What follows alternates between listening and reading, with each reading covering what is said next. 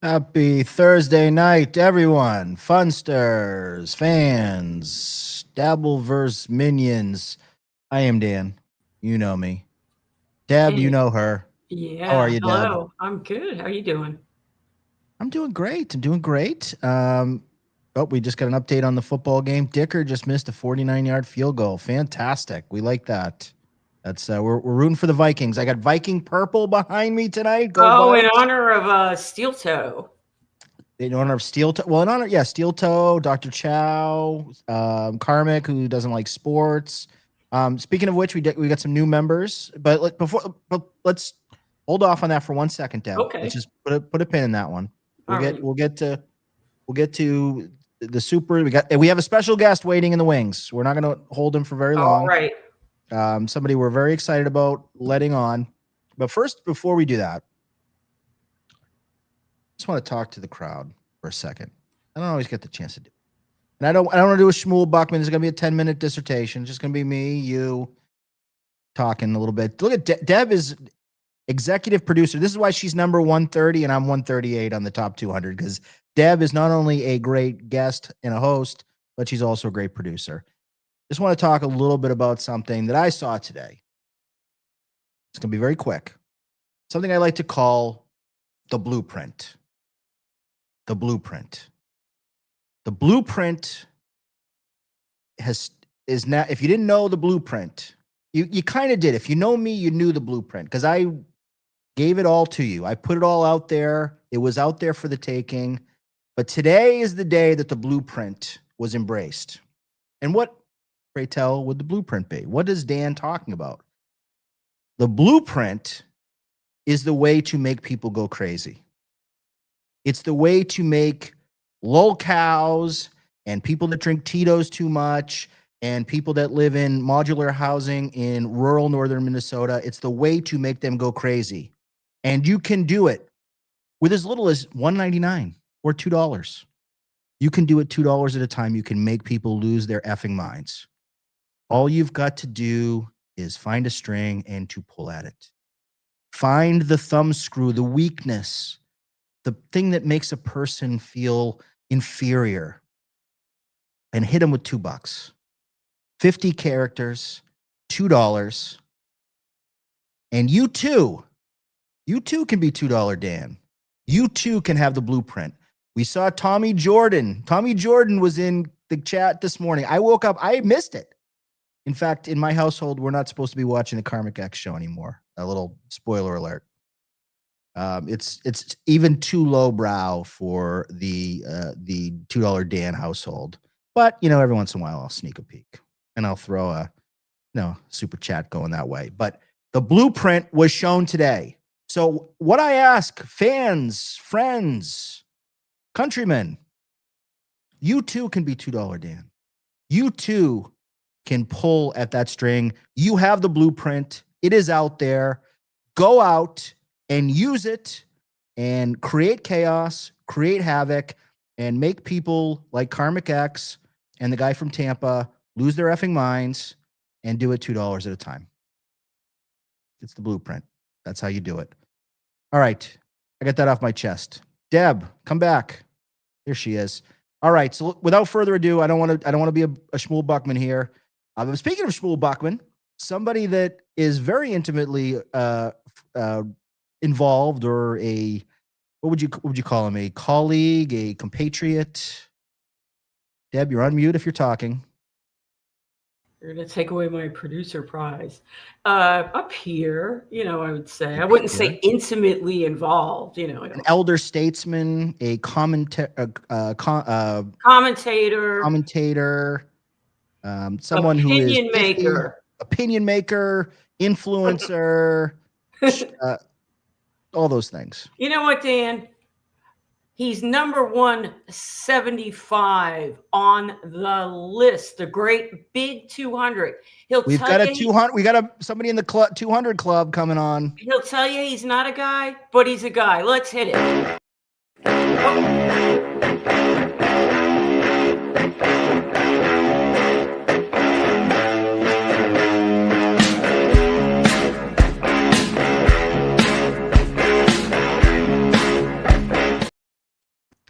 Mr. 175, the Panhandler. How are you this evening, sir? All right. Woo! Good evening, Deb. Good evening, Dan. I can see the disappointment in the chat. Thank you for having me on. I appreciate it. We just lost 2 people. I'm trying to do my little Melton kids cheering. A little too loud there.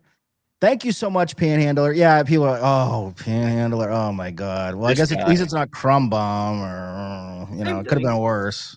Dave Sarah. Could have been that fake puppet guy, or it could have Dave Sarah. Yeah. But thank you so much for joining. We're going to talk about some other members of the 200 Club tonight and some people that are knocking on the door of the 200 Club. Nipping at some toes. Yes, nipping at toes. But definitely we want to spend some time talking about the one, the only Schmuel Buckman. I know he's going live, I think, in about 45 minutes. So maybe we'll hop in there and see what he's got going on. But Panhandler, tell us a little bit about you. How did you transition from this guy making snappy comments in the chat, kissing ass on MLC, to being a guy who is in demand and going on shows and giving his opinion on things? How did that happen? Like the previous 50 years of my life, just a bad decisions, Dan. Just bad decisions. I met Schmuel at a couple events. We became friendly, kind of, or whatever. We're both old men. And he was bored one night when your good friend Ashley Cummings was on, and he wanted me to come on and kind of do a bit or whatever. So I came on his show because at that time, before he was monetized, he's getting 38, 50 people watching. I was like, why not? And I came on, and then it just became like 2 times a month thing, maybe, with good old Schmuel. Awesome. Well, you've done a great job. You've definitely made an impact in your short time here. So we're so happy to have you and get a little bit of an insider view. I like to have guests that can give me a perspective, because as a lot of people in the audience know, I've been saying some pretty pointed remarks and commentary on Schmuel Buckman, as I think you're well aware. Mm-hmm. Some may be fair, some may be not so fair. I do like, poking and prodding at the old Buck a little bit, but it'll be great to hear some behind the scenes stuff about him. Deb, what questions do you have for Panhandler? Before I want to read the initial supers, and then I'm going to right now just bring that up. So we'll go through those. We have Prophet from Pessimism. He became a YouTube member, and I already thanked him. He also known as Addicted to Profits, David Scottica. Scottica. Thank you, David. So we have that. We also had last week, we had a buzzer beater from Dang Lizard. Didn't he buy? He bought 10 memberships. Yeah, that's right. Okay, yes. What should I play here? I don't know. I don't like doing too. I don't like doing the chat. No, don't worry about the noise. We're gonna get new noises anyway. All right. Yeah, we'll work on. Okay, here's one. Okay, terrific. There you go. We have. And speaking of, we have Crumb Bum. Crumb Bum became a new member, so thank you, Crumb Bum. Thank you, Crumb. All right. We'll have him on the show sometime soon. And we do have a super, but I'm gonna find Nick in Fort Wayne. Hi, Nick. Nick, thank you. You gifted 5 nice podcast stupid memberships. All right. So that's that. And we'll get this question out of the way. I think we can answer it pretty short and sweet. Let me find it again. We got a $5 banger. Oh, we got a couple. I'll get them out of the way now. Let's do them. Let's lead off with that. Yeah. Al Martin for $4.99. Dan and FB. Oh, Dan and Final Boss. I think that's FB Fat Bitch. No, I'm sorry. Final Boss. I'm kidding. I don't know. Karmic thinks you were a fat bitch, and exactly. If anybody's fat, I'm the fat guy. You're the fat guy. I'm the fat guy. You're the lesbian, lesbian Jew. Is that what he called me, a lesbian Jew? I didn't even hear him insult me. Well, I don't know if Karmic did, but some people. Well, the O&A forums call you Jewish, and then other people call you a lesbian. I don't know. Whatever. I don't mind. Whatever. Okay. Dan and Final Boss. Opinion on Hack, Schmuel, and Trailer Trash Phil Russo trying to get Ava to befriending Stuttering John's kids for intel on Stuttering John. Evil and diabolical, even for the Schmuel network. Now, apparently, I'll answer part of this. Schmuel network was not involved. producer Phil reached out to Ava, and you know what? My opinion is I don't care. I'm not really in that part of it. And Stuttering John's kids are adults. So if it was, if it was children, I think it would be terrible and diabolical, but they're adults. They're not going to fall into it. And I think Ava is pulling like a long troll on John anyway. I don't think she's all for him. I think she's on her own, maybe. I don't know if she's working with Schmuel or Carl or them, but she is pulling kind of a long turn that's going to happen. You can see it in her eyes. You can see her giggle. Maybe I'm wrong. We'll see. The Big W has a comment. Is anyone else tired of this question? Is this guy spamming like every show with that question? Is that what's going on? I don't know, but it's something that I'm not interested in. I don't. Yeah, we don't really think, but I thank you for the $4.99. So I do appreciate that. Okay, but before we go on, I just want to make one comment. We have one rule on this show. Although we can break the rule, especially if people are live streaming from events, but we are not a Stuttering John show. We don't cover Stuttering John. We don't spend any inordinate amount of time. I've had some people say like, "Oh, Dan, fucking Dabbleverse Stuttering John." Show me one episode where I've spent more than 10 seconds talking about Stuttering John. He does not interest me whatsoever. I don't give a rat's ass. He's a washed up nobody, and that's fine. He doesn't interest me at all. The Schmuel network, any drama that they have or whatever, or Ava's doing or whatever, that's you're gonna want to go. You're gonna want to tune into TSN. You're gonna want to go over. Think you're gonna want to go down the dial. You're gonna want to tune into that. We don't really give up a rat's ass about it. The only time I care about it, I do keep up with it, and I do watch everything. When I can, I watch Schmuel's channel. I watch Stuttering John once in a while, but he's same old. I just want to keep up with things. But I also, the only time I really am interested anymore in Stuttering John is when Tommy Jordan is, covert, doing these covert moves. That was pretty exciting. I was on the edge of my seat. I'm going to share the screen while you're mentioning that, because I think, where are we looking at the same thing? Yeah. Oh, look, he's with Gino. Somebody said he's wearing a Schmuel Buckman mask. But I think if I go further, KB's actually out front. Yeah. He got thrown out of the event too. So we've got boots on the ground at the Stuttering John event. It's funny. I just talked about not caring about Stuttering John. No, but this is it. This is a lot of fun, and this is interesting. This is when I really care. Yeah, Drunken Donuts, New York Ranger, NJ Ranger, and the other characters were all going to meet up and show at a shitty live set in the middle of nowhere. It's embarrassing. These people are embarrassing. Is that NJ Ranger right there, actually? Yeah, he's all dolled up. He's got a gift bag for mommy. Well, oh, look at NJ Ranger got dressed up for his date with mommy tonight. Oh, that's so cute. Oh, maybe he's going to score. Any audio? Yeah, there's probably some audio. You always expect him to Gino, get taller. Like how I picture you. How are you going to stick? Because when he gets up there close, he's still all little. I'm like, wait, you're still little up close? KB is like 7 feet tall, guys. Yes. Here, right, running around the He's like 7 feet tall. Wearing blue. Stuttering drunk. Oh. All right, Tommy Jordan, stay in touch. All right, you're out of here? Oh, go for the handshake. No, it's oh. COVID. Gotta do the COVID. It's not COVID anymore, bro. You gotta do the COVID. Okay, bye. All right. Bye. Right here, mommy. I thought you were a little KB half the time I came over here. Watch bro. this. I'm looking for Rocco. Does Rocco got his hand up here? Rocco's watching. Yo, shout out to Rocco. Guys, I tried. You can't say I didn't try, okay? I don't see Carmick doing this shit. MVP of the Dabbleverse. Do you think I should be MVP of the Dabbleverse? This week, yeah. Are you guys this week? Super chats? Oh yeah, getting that money. Oh, is that from that loser fucking Nice Podcast Stupid? Oh, what a fucking that loser. Oh! What's your beef with Nice Podcast Stupid? He says, he's a fucking loser. He said hi. Tell KB I said loser. He's a fucking loser. Even on a special day like this, when I'm about to get arrested by ICE. I feel like I didn't give him enough shout outs. Oh, nice. Look at that picture. Post it. Can you? Yeah, I'll put it up. All right, let's go see if we can find here mommy and her little annoying guy. Yo! You guys heard it? Exclusive. How does he shit face? He just did a comedy show. I'm here. Let's see if we can get mommy on the show. I got it. Did you just super chat him now? Yeah. Kevin's holding the block down. motherfucker. I'll go get him. How about that? I'll go get him. Kevin's holding down the whole block. Come to meet me at the fucking train station. Oh. Here, he's coming out. Gangster! He's going to get him. He's going to get him. Oh. He's going to come out.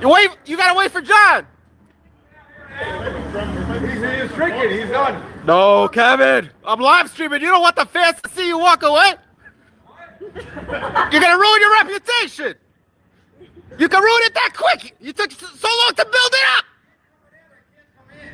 We have to do paperwork. He's coming out! Fuck that. He's been at the bar for the show's been over for an hour. I used to work here. I don't do paperwork. Don't take an hour. He's a fucking bitch. Don't worry, you're with me. Go fuck your. That's your boy, right, Panhandler?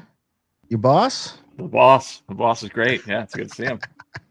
He Is that gone. mommy? There's mommy. Is that walking. mommy leaving? Well, at least he came, right, guys? You gotta give him that. At least he came. Ladies, we got Kevin Brennan from SNL. Kevin Brennan. Neil Brennan's brother from Dave Chappelle. Oh, man. No respect. No respect. He's gone. So now who would I interview, guys? Shit. Do I just wait out here for Stuttering John? Let me read the chat. Oh, man, guys. Kevin left. Kevin, you didn't have to leave. You could have stuck around. I would have been right there beside you. You know? Maybe NJ John's and harmless. mommy were Come going. on, They man. want to go to It's find all out a fun bar and or games. something? We're not here to harass nobody. We're just here to have Going fun, off with KD, answer a few they're questions following from the him. interview if he wants to. Maybe they're gonna spit roast mommy. No, I'm just- That's all. That's all, man. just kidding. That is all. It's not even a big deal. All right, I think. Oh my God, $48 altogether. You guys don't have to super tip. Stop super tipping me because I can't even see on my stupid phone who super tips, and I'm missing all these super tips, and I'm just making a lot of enemies right now. All right, if there's anything interesting that comes back, we'll come back to it. Mommy Hey, and how just long you texted been? me- How long you been a KB fan?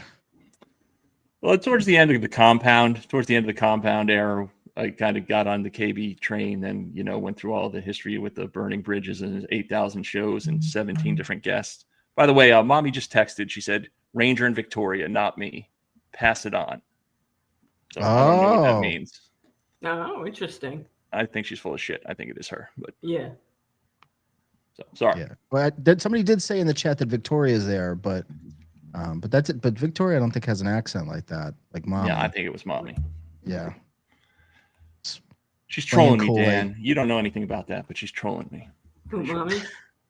Yeah. We all love mommy here. We love her. Some more than others, apparently. Yes. Allegedly. Yeah, let's get through whatever I we think got that's left. the last there. one we have left. Okay. $1.99. Pocky made whoopee to this trans woman. That's Sue Lightning in the picture, if you don't know. But Schmuel Buckman is the biggest hack in the Dabbleverse. Go, Dan. Thank you for the $1.99. Thank you, Pocky made whoopee to this trans woman, aka Sue Lightning. We appreciate that. So, Panhandlers. So you said you met Buckman at one of the events. What was that? Hackamania or what event? You got did you meet him AC at? in Vegas. I met him 2 times. Okay, awesome. Oops. So what's Buckman like in real life? When you met up with him, you're maybe at a bar or at an event. What would you talk about? What behind the scenes would you say, like, for meeting someone in person? What was that like the first time you met him? I mean, I think you can imagine I wasn't important enough to talk to that much. So when nobody was around, when no other, content creators and big stars like you and Dan or Deb, he talked to me. No, he's just a regular old dude. He does talk a lot, big talker, likes to talk, not so much a listener. Gets very mean when he gambles, which is kind of funny. Really? Kind of Wow. like Silvio Dante in that one episode, Yeah. the executive game of The Sopranos. He's a mean fucker. I was by him when he was on that roll on the bubble craps or whatever, and he was just a nasty prick. It was great. Does he yell like if he doesn't get the role he wants? Does he get mad? No, he doesn't yell. He But- just gets very curt if you try and talk to him. Or get away from me. I'm busy. I'm calculating. Yeah. Oh, wasn't he on he was on a roll at one of like these events. 56 and or 57 rolls, and it was bubble crap, so it wasn't at the tables. There was a little bubble craps machine right outside the bar where all the Hackamania events were. The So he Sand got, Hauler, like, I think, was the He name. won. Yeah, he won like that's so 3,500. ridiculous to me to get like pissed off about that somebody interrupts you playing bubble craps. Like I get if it's a real craps where you're like you're throwing the dice or whatever. He's hitting a button and it's like basically Boggle, right? Yeah. Exactly. Yeah, Boggle. Hungry hippo. I mean, you're just hitting the button, watching the dice roll in the in the little cylinder there. Awesome. So I wanted to just play the beginning of the Schmuel talk sweat this past week because that part of the where the title came from. So I love the aesthetics of the Schmuel Buckman show. That's like one of my favorite parts of Buckman. It's actually improved a little bit. Before it used to look like a sheet cake. I said it almost looked like with icing on it and weird fonts. And he's got 3 different QR codes because you got to make sure that you get the super tip QR codes there multiple times. But it seems like he's gotten it a little more condensed here, a little more professional looking. But I love it, and he plays that 10-minute intro, and it's the same 30-second song on loop over and over again. The Schmuel Buckman classic. But my favorite part of this, so he always starts off his episode with the Schmuel, schmoozing with Schmuel. Like he's got to give his 10-minute, monologue, state of the dabble verse or whatever's on his mind, which is fine because I do something similar kind of with my show. But he loves to hear, like as Panhandler said, he loves to talk. He loves to hear himself talk. And really, the guests of the Schmuel Buckman show are really there to support Schmuel Buckman. It's really not about him learning about you or asking questions and, absorbing that. It's really about, okay, he has his view and he needs someone to kind of basically fill the time and somebody to play off of. That's a funny chat. That's a funny chat right there from Aussie guy. Yeah, there's so a little behind the scenes, and I don't want to give away too many names. But multiple people, not Panhandler. We invited Panhandler separate from this. But multiple people that are semi-regular guests on either past or present on the Schmuel Buckman show reached out to me this past week and said, keep going at him because I've got some dirt or I've got a bone to pick with Schmuel Buckman. So he has a knack for alienating people.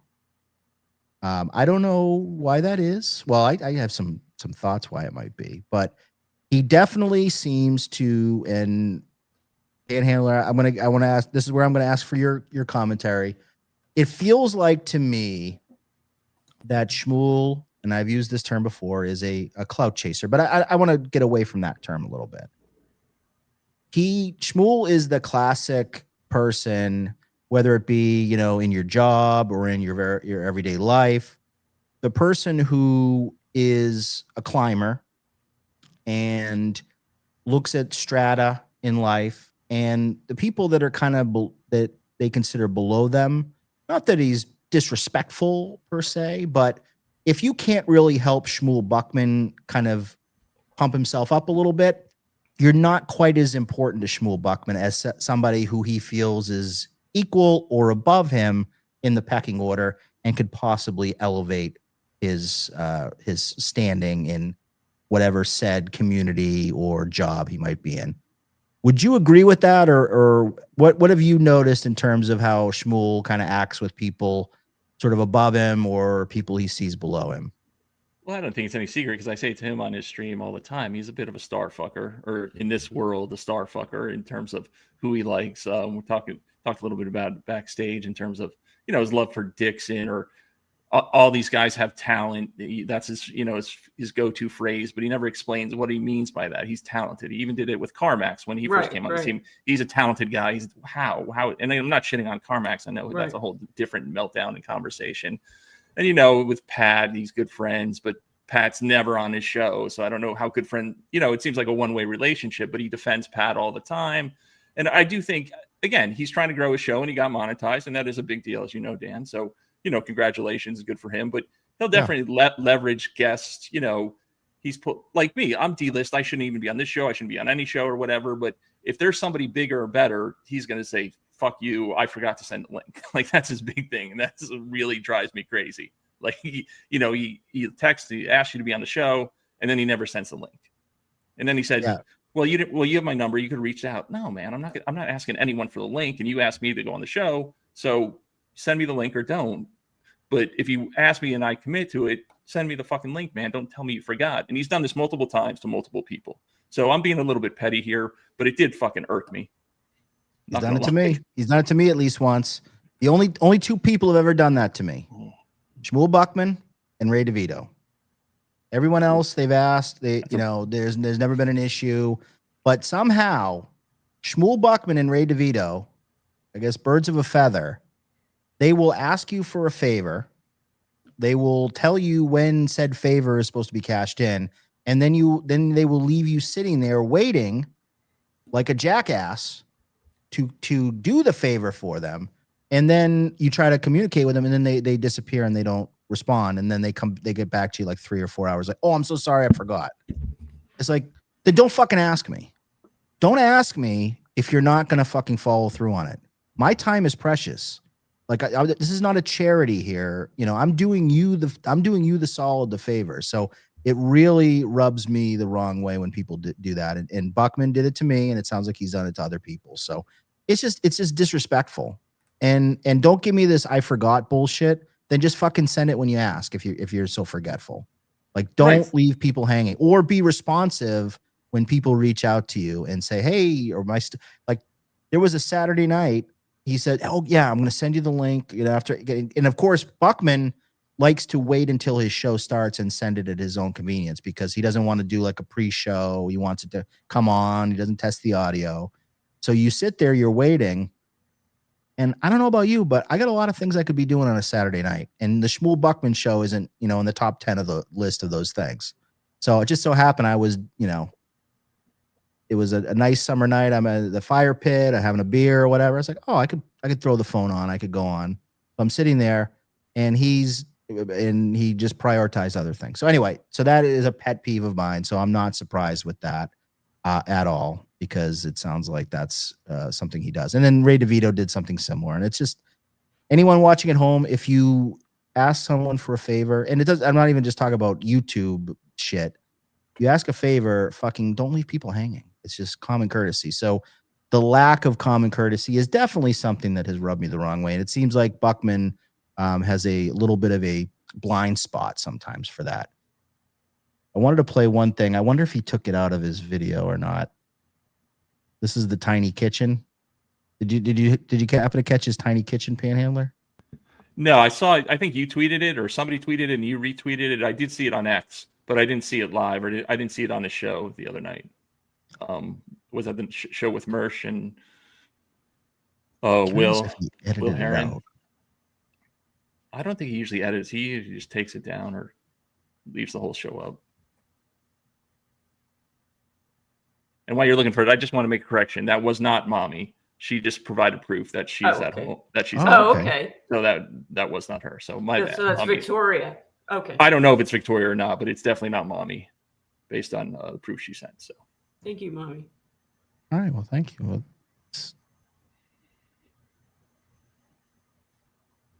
and I think you might have edited it. Well, anyway, let me show.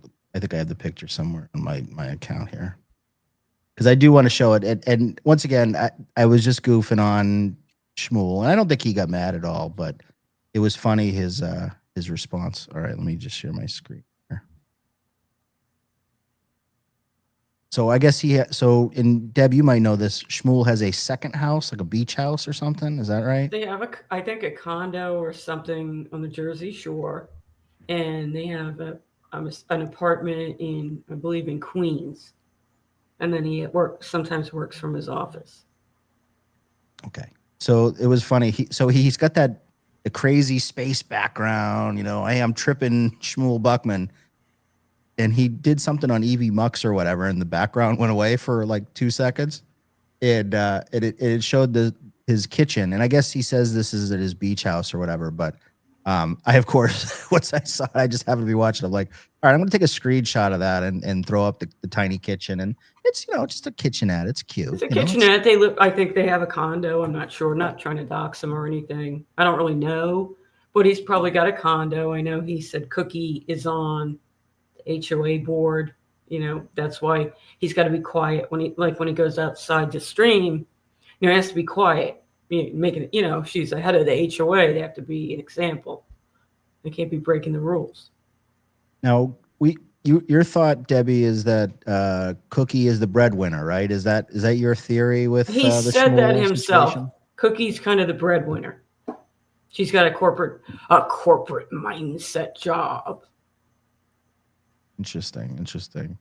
But yeah, no, and I know, Panhandler, you mentioned big, you know, congratulations for him getting monetized. No, that's that is wonderful. Yeah. a great milestone, and I'm glad that he has. I mean, I think anyone that does this, because we lost our monetization because either Fish Lunch or somebody struck us and it just like disappeared. I don't know. And we had to AI start from 0 hours all the way to 4,000. Yeah, because we didn't, because they said, so this was with our YouTube thing, and this is a story or just maybe just a quick anecdote for those watching, that people anyway want to do this. Now monetization, you can get monetization with 500 followers and 3,000 hours viewers. So it's a little bit easier. It used to be you had to have 1,000 followers, 1,000 subscribers, and 4,000 watch hours. Now, that might not sound like a lot, but it's a lot. It's a lot. Especially if you don't have like a community already set up and like people that are going to, you know, the hours are almost as hard as the subs in some way. A lot of grinding to get to that when those were the limitations. And too, Dan, I think you were his first super chat, weren't you? Like, even though you guys kind of beefed or whatever, you sent his first actual super chat, the first his first $2. His first $2. Yeah, no, I was super happy for him, and you know, I'll bust his balls, but it's nothing personal, and you know, it's a great milestone. When we lost it, I got a YouTube thing that says, you know, you've lost whatever, but they didn't tell me. They said because I repurposed something or I rebroadcast. I think it was a presidential debate or something that was the first time. It was that in the Olympics. Okay. Yeah. In the Olympics. And once again, it was just, I played like a little snippet of something and they nailed me, and they didn't give me like a warning. They just stripped, and they said, you can reapply, or they said, create a video to describe your process and why you should still keep your monetization. I did a 5-minute video, and they said, and it's, once again, no person watched it. It was a computer or AI or something that watched it. And they said, your reapproval is denied. Okay. So you gotta go through the whole process again and resubmit. And I didn't know what video created it. I had like, you know, 100 videos or something. So I was just like, I gotta take them all down, because I don't know what was the thing that set this off, or if it was multiple videos. But I took all the videos down. It was the debate. It happened right after the but there was other stuff too. There's other. Olympics was another one we got slapped about. Yeah, there were NBC. So I just said, fuck it. I'll take them all down and we'll start fresh. But then you lose all the hours. So you had to get the hours back. And it's funny. And then we still had the 4,000 hours. We still had to like honor the old rules versus the new one. So anyway, long story short, we grinded it out. And we're back. So I know how hard it is. It took months. Yeah. It took I don't know. It might have taken 6 months. I think it took about 5 months, 6 months. Yeah. It was long. YouTube wasn't YouTube's weird, man. I got a strike, and I'm not even a guy, and I have like 2 videos on there. I got a strike like 2 months ago because I had a KB clip on there. It was probably KB. Such an angry guy. bastard. Yeah. And there are some people, so I'll throw this out for anyone else too, so you know this. Felicia Gillespie, if you stream anything from Felicia, and she had a Kill Tony episode that wasn't even her video, and she's going and striking people that played it or whatever. And once again, you can abuse the system. It's just like the DMCA system. You put it in, and then the person has to defend themselves. So you can make just specious strike claims. So Felicia does that. Chrissy Mayer and Frank, they will try to strike anything that you repurpose on them. There are certain people that absolutely go out, and if they see that their video is out there, they won't even reach out to you. They will strike you. Most people, the common thing is, if you do feel like someone reused your video and didn't, you know, use fair use with it, is you can reach out and say, hey, can you take the video down, please? And you kind of work it out behind the scenes. But there are other people like Chrissy and like Felicia who are complete C words and will just try to strike you, and it's really mean spirited and Which I think the Clippers do such a great service, and it's publicity. And if you act a fool and you get clipped, you can maybe reflect and say, all right, I look like a jerk doing that. Let me do it differently, or let me not be like that.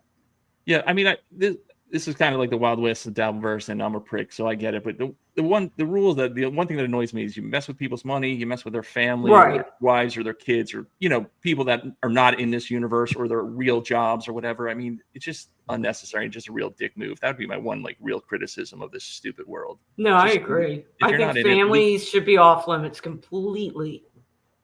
Yeah, especially kids and stuff like that. It's gross. Yep, couldn't agree more. So speaking of Felicia, I'm sorry, Deb. I have a question for Panhandler. Sure. Yeah. Did you really get a Tukey tattoo?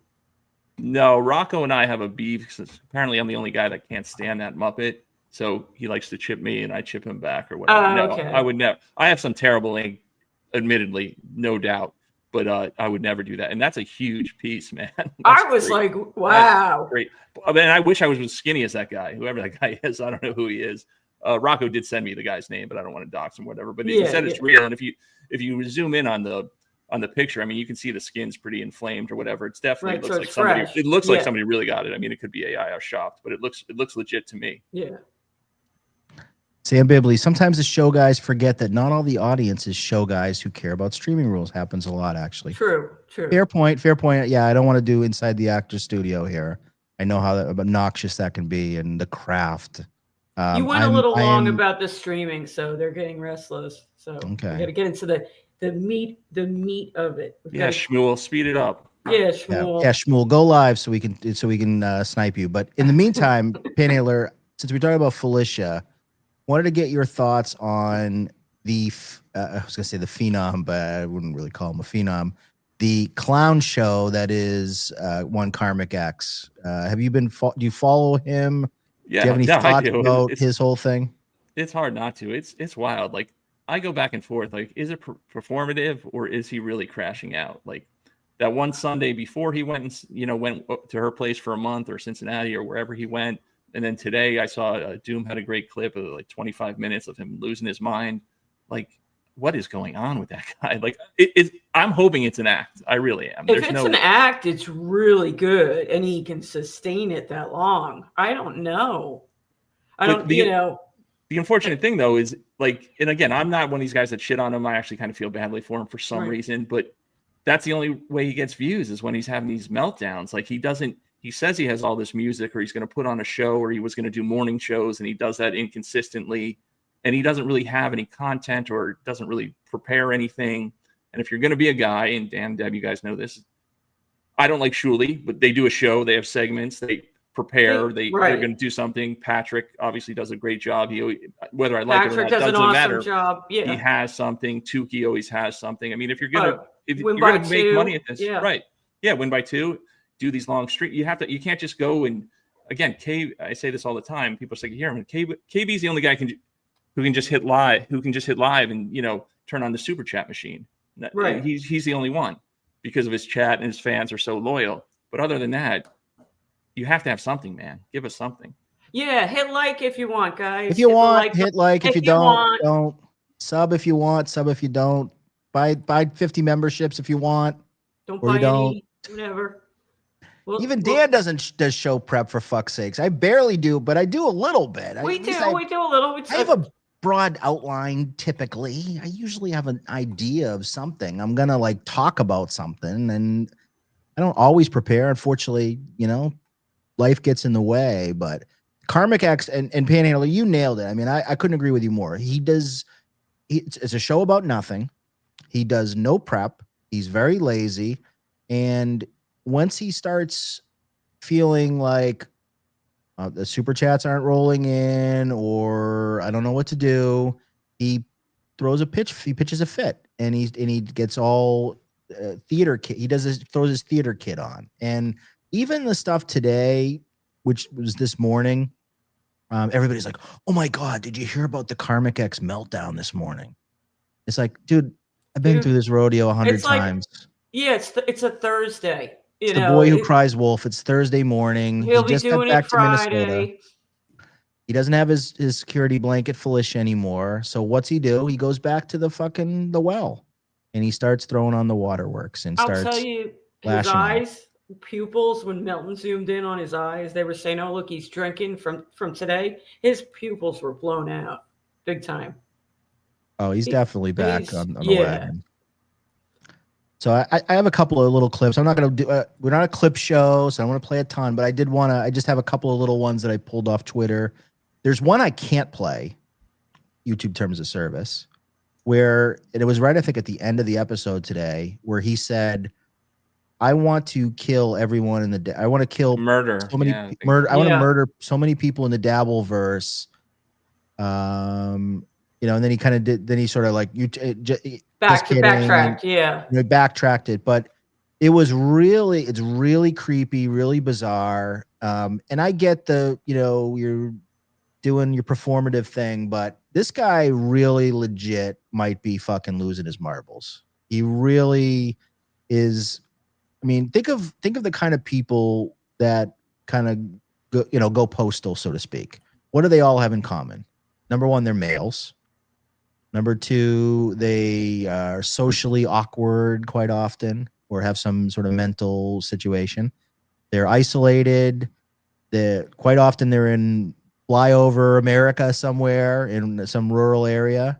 And they're also of an age where they've got nothing to lose.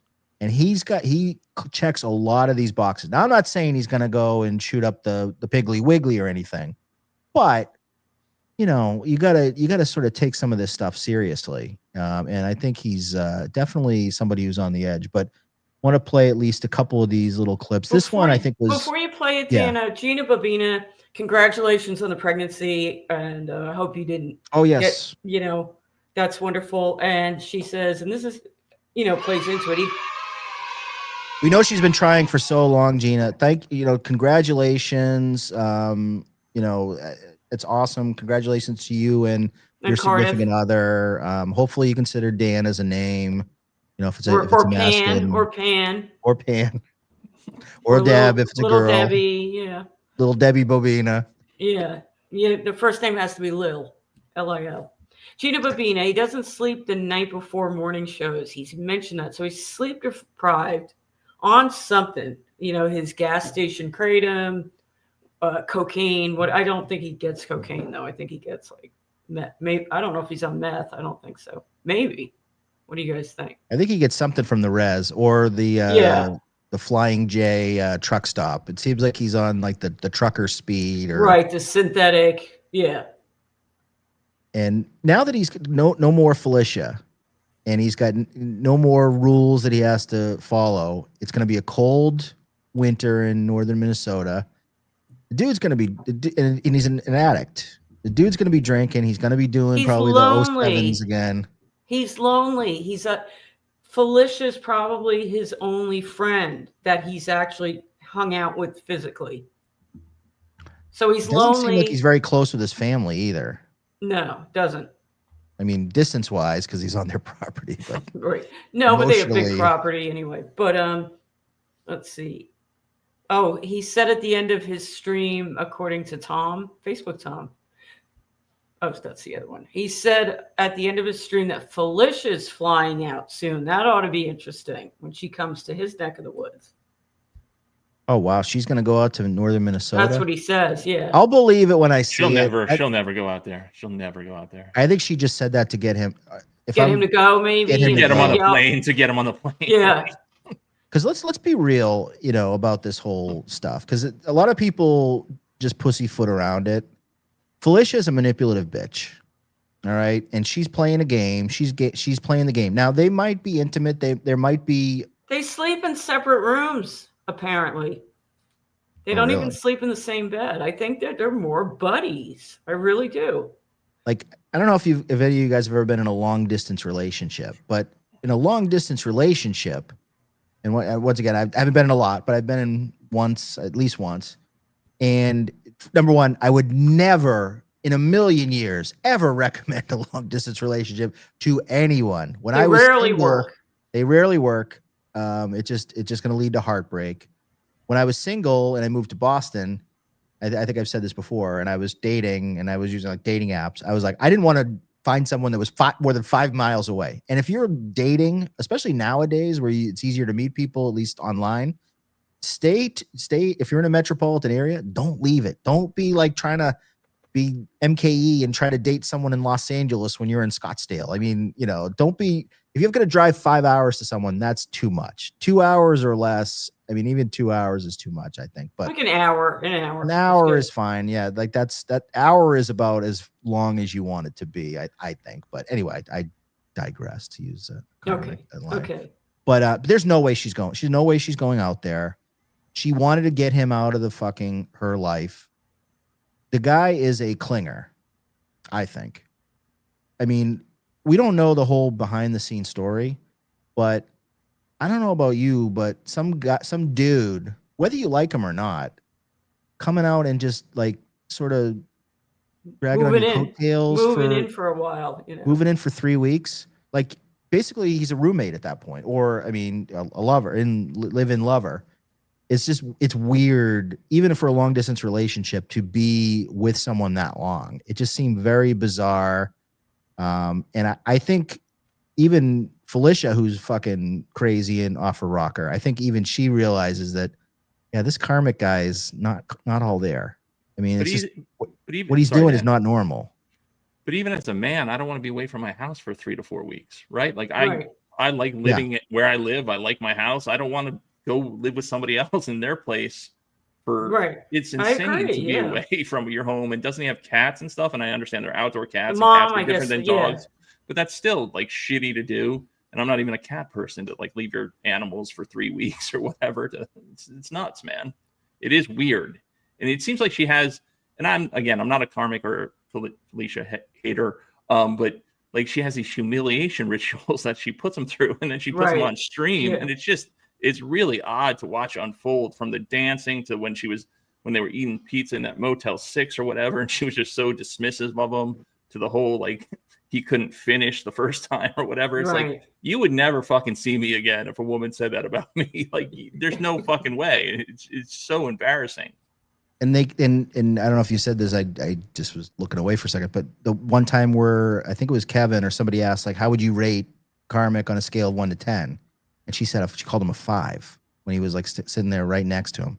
I mean, talk about degrading and demoralizing. That would be like, could you imagine if somebody was interviewing you and your significant other, and they said, Pan's wife, what do you think of your husband or your fiance or whatever? What would you give him on a scale of 1 to 10? He's a 5. Right, and it didn't come off as joking either. One thing, if she was chipping or if it was like playful banter or whatever, he's all right, she's all right, or whatever. You know how couples are. But yeah, it just seemed like she was like, he's like, I can take him or leave mid. Him. Whatever. I could do better. I've had better. Yeah. Sweet. That's going to help with the whole erection issue, the finishing issue, his confidence. Way to build him up, Gilly. So this one, I think he talks about MLC and his anger with one Kevin Brennan. I believe on this one. I had a lot of respect for Kevin Brennan, and then he takes the goddamn fucking word from all his stupid fucking chatters, and he believes it. It's all fun. Hey, let's have karmic on. Let's call him gay. Let's call him stupid. Let's do that for an hour. By the way, I love the mood music that I don't know if it was MGD or whoever. I was wondering, because I hear his happy music and then I hear this like somber music also. Hour and a half. Fuck you! Fuck you! And I love too how emotive he is when he's doing his solo shows. But then he goes on Kevin Brennan's show and he becomes the most submissive, giggly, cuck beta, agreeable person alive. Like he changes. That's why I think this is all so fake, because the real karmic X is this squirrely little naive hayseed who is scared of his own shadow. But this is his chance to put on the sunglasses and put on the Dice Clay Fonzie jacket and pound, Red Bull and do your 7-0 tabs and be be a fucking man. I may be 41 years old living in modular housing in rural Minnesota, and I may not have a job, and I may barely have ever had a relationship with a woman in my life, and I have no friends, but man, I'm going to turn that fucking YouTube thing on, and I'm a fucking rock star. Yeah, that's my biggest criticism. He goes on MLC, and I shit the bed too at first, but I pushed back on Kevin eventually. But he just sits there and laughs at everyone. He doesn't really add anything, and he's just there. He's a prop basically. And again, I'm not trying to shit on the guy like everybody else is, but it is really and the episode last week or 2 weeks ago where he was having a beef with Joey C or whatever, and then they're like best friends jerking each other off by the end of it. Like that's another criticism of this world. Like if you don't like somebody, don't like them. Like, and then if you go on stream with them and then you're all, yes, you can be civil and you can have an argument, but don't, oh man, I'm sorry. It just fucking be genuine. Like if you don't like somebody, that's fine. No, like, you should see my DMs. Plenty of people don't like me. That's what happens if you put yourself on cam or put yourself on stream or put yourself out there online or whatever. And then just to be like, oh no, I'm sorry, I misunderstood. Like Joey C fucking cucked him on Alex Stein's show. He should have fucking not let that go. Joey C was saying that, oh, I just wanted to support you and say I'm a big fan. You have all this talent, blah, blah. You couldn't have done that on a DM. You could have done it on fucking snail mail or fucking, smoke messages. You had to go on Alex Stein's show to tell him, or you had to take the jump on his show because I guess Karmic leaves his link live. It's the same link every time, and he just jumps on his show. Joey C just hijacked it. I thought Joey C was invited. No, he just jumped on to support it. I think Joey C was saying that Karmic's wasn't in communication with Alex Stein's team, so he was trying to. But again, he could have done that behind the scenes. He didn't have to go on the show to put those two into communication or arrange the meeting. He just, he's fucking intolerable. You know who was probably pissed? Chrissy and Keanu, because they were in studio, and then you had Joey C and Karmic, and I don't even know if at that time if they were really aware of Karmic. Yeah, I don't think Chrissy, maybe they were. I think Keanu definitely was, but Keanu would be, yeah, but not, not Chrissy as much. She's kind of removed from this.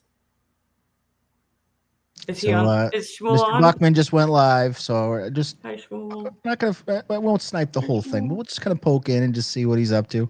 Panhandler is a betrayer, Cigarette Jones says in the chat. Wow. Cigarette Jones going after me. I like it. Should we send Buckman the super chat? I'm a mercenary. Yes, you are. You're a free agent. Right. Yeah, he bumped me. So I got this opportunity. You got to grab it, Grab the brass ring, Dan. That's what Dan taught me on one of his motivational streams. Yes. His sales techniques. Should be a life coach, Dan. I did. I could be a life coach. You saw me the other night. I did. I saw you on what was good mirror. advice. Yeah. No, Oh, you on with Little Mirror? I didn't see that. Oh, I missed it. Yeah, we did a little a episode about Final Boss, who is an up and comer, someone scratching the surface. Final Boss is making some waves, but I don't know. Tommy Jordan, like he's got, I have to say, has had the fastest ascent in this community. That man. You guys got to stop with the Tommy balls Jordan of stuff. steel. This guy has no fear. You guys got to stop. Right, everybody. I love the Dave guy. Sarah Too. and links.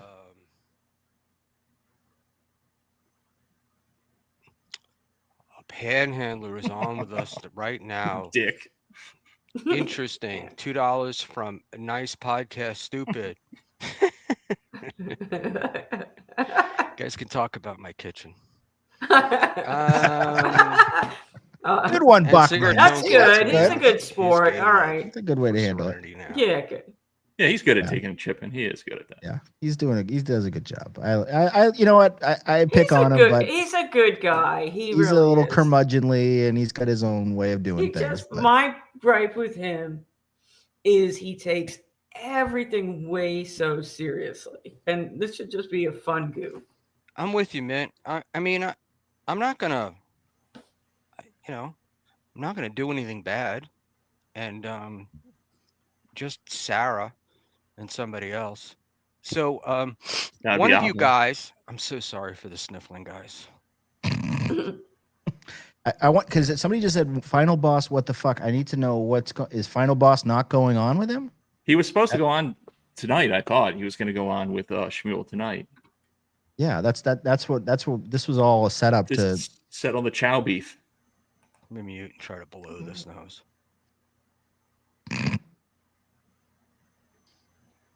be like SJ and just wipe it on my shirt.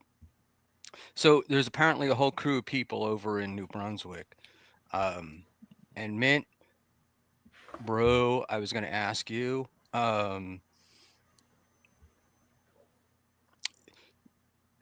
Stevie, have you taken an HIV? Have you taken an HIV test lately? Long time ago, but AB, Carm knows. I'd go for it. What do you think about the whole Schmuel Buckman reading every? I don't want to say. I guess the free The people chat. I coined a term. It is the people's chat.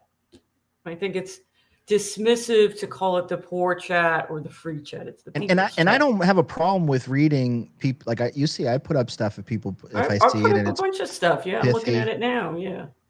But he feels like I don't know if it's an obsessive compulsive thing that he's doing, but he feels like he has to read every comment. I think it's more like kind of a crutch till the guest comes on, and I understand that. I think it's good for the smaller shows to put up the free chat. I mean, because, and again, this is my personal bias, but I like smaller shows because I like the chats and I like kind of. I do too. I like the interaction. Term, but yeah, the community or whatever. But the problem with Schmuel, he's always 15 minutes behind the chat, and also he usually puts them up for like 5 seconds, if that. And you have to be a speed reader if it's a little bit longer. And the Fruit over in England does the same thing. Like, and maybe it's just they could just be acknowledging, the chatter and their way of saying thank you, but sometimes you can't even read it. And then Schmuel, like I said, is just always so far behind that it's always out of context or what the guests are talking about. And he'll just like go, if you're wow. reading something that just came up in the last 30 seconds, that's great. But he'll like go back 15 minutes ago and it like you almost go and get in the DeLorean and go and then take the conversation back to where it was. It's one thing I never really am crazy about is like the roll call where somebody will like be like at the end, like, oh, like Stuttering John does that. And he names like all the people that super chatted him. Never Final names me, boss Dad. backed out on Schmuel Buckman. Oh, you don't back out on a man like Schmuel Buckman. All right, Dan. Dan, send Final Boss the link. There you go. Yeah, Dan. That's what I'm going to do. I'm going to do it right Final now. Boss on here. He said he would go on if I was on stream, not to. Big time you, Dan, on your own show. But I'll be right back. I'm gonna go get some wine here. You guys talk amongst yourselves.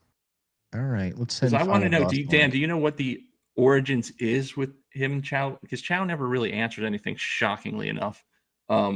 What the beef is, like, because it seemed to get really nasty at one point. Between Final Boss and Chow? Yeah. Yeah, it's interesting. And Chow is I think I saw he's in the chat. I feel like I took 3 kicks to the nuts right now. So Dr. Chow and I, we're kind of simpatico in some ways. We do like to ruffle feathers and provoke and sometimes get people riled up. And, I didn't pick up on that, Dan. Really? No, you would never guess that, right? Yeah, not passive aggressive at all. No, I don't. Not at all. No, not at all. Sarcastic, never. Never, doing works and gaming the system. Never doing any of that. Not provoking people. But Final Boss caught the eye of some folks with, and I don't even know what the origin of it was, to be honest, when I think back. But we'll get to the bottom of it. Yeah, but and maybe Dr. Chow, if you're in the chat, Vikings getting stomped and blow up canceled. Chow, if you want to let us know where the origin of the Final Boss disagreement came from, then that'd be great. Okay. Now I know. Okay. I covered the whole history for hours on Life Forms Volume 1. Final Boss, he's a ball washer, jumps from show to show. Okay, so Final Boss first came on the scene, and first off, let me just. Full disclosure, Final Boss just sent you the link. If you're watching, we'd love to have you join. This is I wouldn't say it's a hug box, but it's a safe area. We're not going to bust your balls too bad here. Final Boss first came on to my radar, or onto the radar of a lot of people, as a commenter, I believe, on the Rob Saul show, if I'm not mistaken. And Final Boss likes to insert himself and become the consigliere of the show that he's on. So he wants to be like a mod, and then he wants to get really involved. So he did that, and then Rob Saul kind of cast him aside. Then he went to another show. He did the same thing. Then he went to Karmic X. So he kind of latches on to shows, ingratiates himself until he eventually gets ostracized. He did with Clown Town. That was another show that he got on there, and then they kind of were like kicked him to the curb. With Karmic X, he went so far as to take Karmic X's music and put it on Spotify. And now Karmic X is like freaking out about it. He's like, take my music off Spotify. For those that don't know about Karmic X behind the scenes, he is a very lazy person. He doesn't follow through on anything. He has all these grand ideas, and you think he's going to be this virtuoso artist, but he doesn't want to do any of the work. He doesn't want to do the stuff behind the scenes. So he'll let people that, he'll let a final boss put his music out on things so that he can get money from it or whatever. And then he'll talk to the t-shirt guy. I talked to that t-shirt guy, Unnerving Brain or whatever, and you see Karmic X has some of his t-shirts, and he comes up with these cool designs, and yeah, I like the I Am Him shirt. It's a pretty cool t-shirt. It would be good tee for a show. Yeah, I like it. And Unnerving Brain did all the business. He created the shirts with Karmic X's approval. He set up a site for Karmic X to sell the shirts, and all Karmic X had to do really was turn the thing on and promote it and connect it to maybe a Stripe account or however that works. And Karmic X still hasn't done that. I reached out to Unnerving Brain the other day. I was like, when are those Cunnilingus shirts going to be available? I kind of want to wear one as a goof. Marsh got one. Yeah, well, you could buy it right directly from Unnerving Brain. Oh, okay. But Karmic X never set up the store to buy them, so they're not really for sale. You've got to like go to the source. You got to go right to the t-shirt guy. And right. He said, and I said, well, when are they going to be available? He said, ask Karmic X. So he doesn't follow through on anything. So if this is your job, and this is the pet peeve I have, or the argument I have with Chad Zumock, if this is going to be your day-to-day job, because this isn't my job, this is just something I'm fucking around on a Thursday night just to kill some time. You're a hobbyist, Dan. I'm a hobbyist. You're a hobbyist. First to admit it's a hobby for me. But Chad Zuma, Karmic X, these people are trying to position it as their job. They don't want to learn. They don't want to do any work. They want to do, like Panhandler said, they want to have they see MLC. And that's the problem. All these acolytes, these Kevin Brennan, acolytes that go on the show, they think that they can just mimic exactly what Kevin Brennan does. And you weren't on Saturday Night Live. You're not as talented as Kevin. I have my issues with Kevin, but he's a talented guy. He's a sharp-witted guy. He's funny. You don't have his talent. You don't have his name recognition. You don't have his audience. You don't have it. You don't have the modicum of a success that he's built up. So you gotta do the work. You've got to be entertaining. You've got to do show prep. You've got to know the business sense of it. You've got to learn the technology if you're not going to have a producer. Chad Zumock doesn't have a producer, so he's learning it himself. He stopped doing super tips because he got so frustrated with EV Mux or whatever that system is. It's like, you don't have a job, Chad. Go look up some YouTube videos on how to use EV Mux. That's the great thing now. If you want to learn how to do something, you go to a YouTube video. I'm building a deck outside my house. I've never built anything in my fucking life. My dad was. Dan, you sent me a picture of the framing that you have. Yeah. And I was like really impressed. It looks professional, right? It looks professional. I'm like, Dan is handy. He knows carpentry. I never used a saw, like a power saw, in my life. I watched YouTube videos for weeks. YouTubes are great. YouTube videos are great. I fixed so many things with YouTube. I learned plumbing from YouTube. Like my family, my dad never taught me anything. We were not handy. Anything we would call up the plumber to do it, or we call up a contractor. But when you own a house, you start doing some of this stuff yourself. Otherwise, you're paying through the fucking through the roof on stuff. So I'm building it, and I literally went on YouTube and learned how to do it. EV Mux is a lot easier than building a deck. Just go on YouTube, find a video. You got all the time in the world. You don't have any. Well, that's the thing. Karmic X and Chad this is another thing they always say. I'm too busy. I'm way too busy. Dude, you don't have a job. You don't have a 9 to 5. Like, don't tell me you're not too busy. You don't do anything all day long. I think Moody helped him set up when Chad had super tips. I think Moody was helping him get that going, and he did get it going for a while, but he didn't want to partner with Melton, and he dropped it apparently. But the thing with Karmic, some people are so self-destructive. You're banning Ewa. She throws money his way all the time. You're banning Beloved Chatter. He sends in chats. You're making fun of Lady KB's cankles. And I don't understand why he's doing that, because he's trying to make this his job, and he's banning people that pay him. And even if they insult you, laugh it off and move on. Yeah, to Dan's point, that was my biggest criticism. I thought the Chad, like the Clearwater Chad and Zumach, when they were going to do a morning show, might have had a little legs. I mean, it would have been a total disaster, but people would have watched them fail, and they would have sent money to make fun of them, and it could have been a thing, and he could have went up against Steel Toe. Same with Karmic, said he was going to do morning shows, and he did maybe one or two and was super inconsistent, and he was gone for 3.5 weeks with his girlfriend. To Dan's point, you got to put effort into it. This is not, I imagine, not an easy thing to do. I mean, it is for me. I just take the link, but to set it up and the equipment and everything else, and just put time in and learn it, how to pull things up on the screen or how to get your clips ready, have a little sheet of what you're going to do.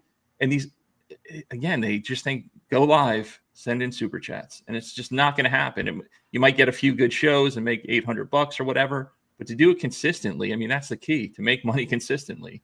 If that's how you're going to live. And don't overexpose yourself. All these people start doing shows in the morning, shows at night. Every single day, you run out of gas after a while.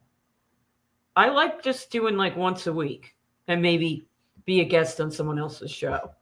I don't know. I mean, the frequency is up to the creator, obviously, but be consistent. I was a big NLO fan when he was in the mornings and he was consistent. And then, Patrick kind of teamed up with Carl and everything fucking changed. And then he, just does shows whenever, and good for him that he can do that, because I know he has got other businesses and other streams of income. Melton's a sharp guy. Melton really is a sharp guy. He's very business savvy, 100%.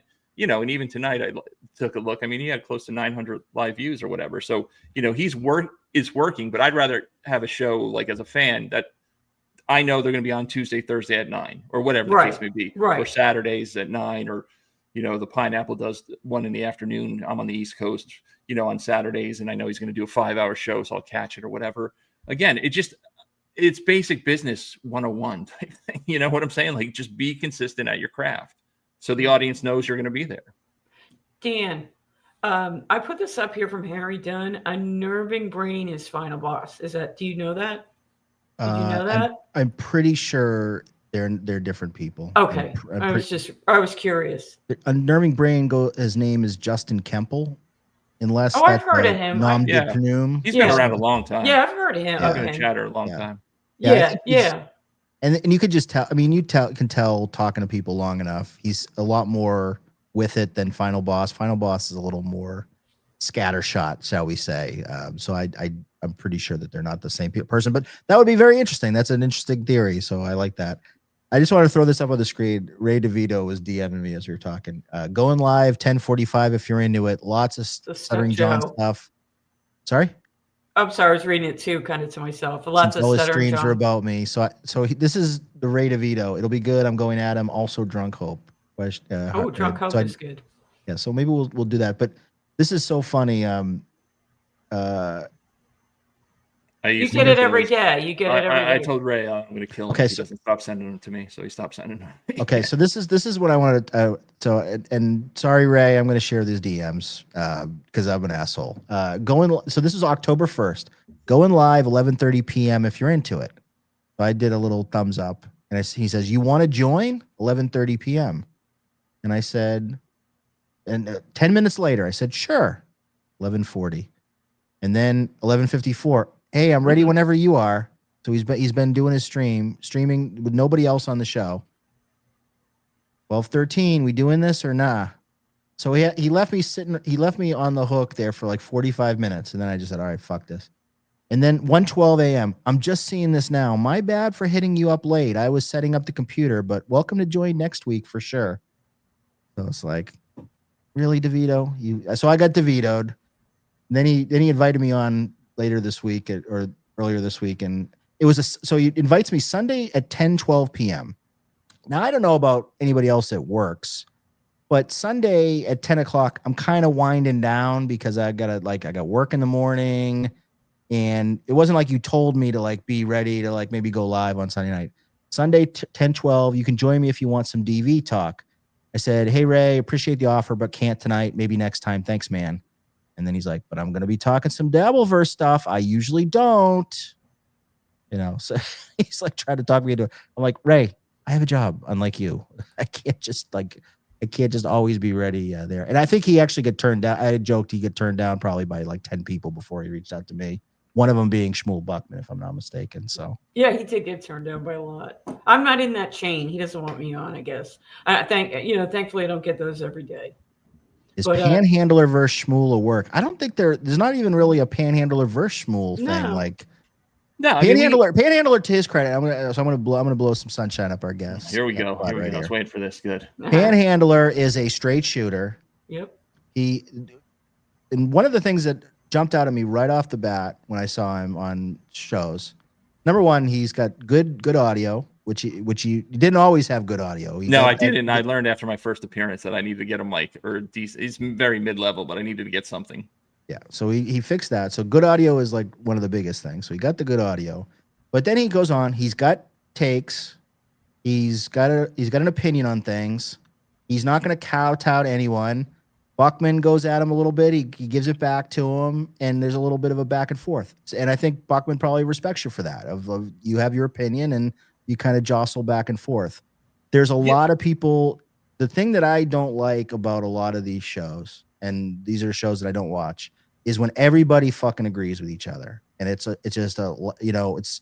so heavily scripted.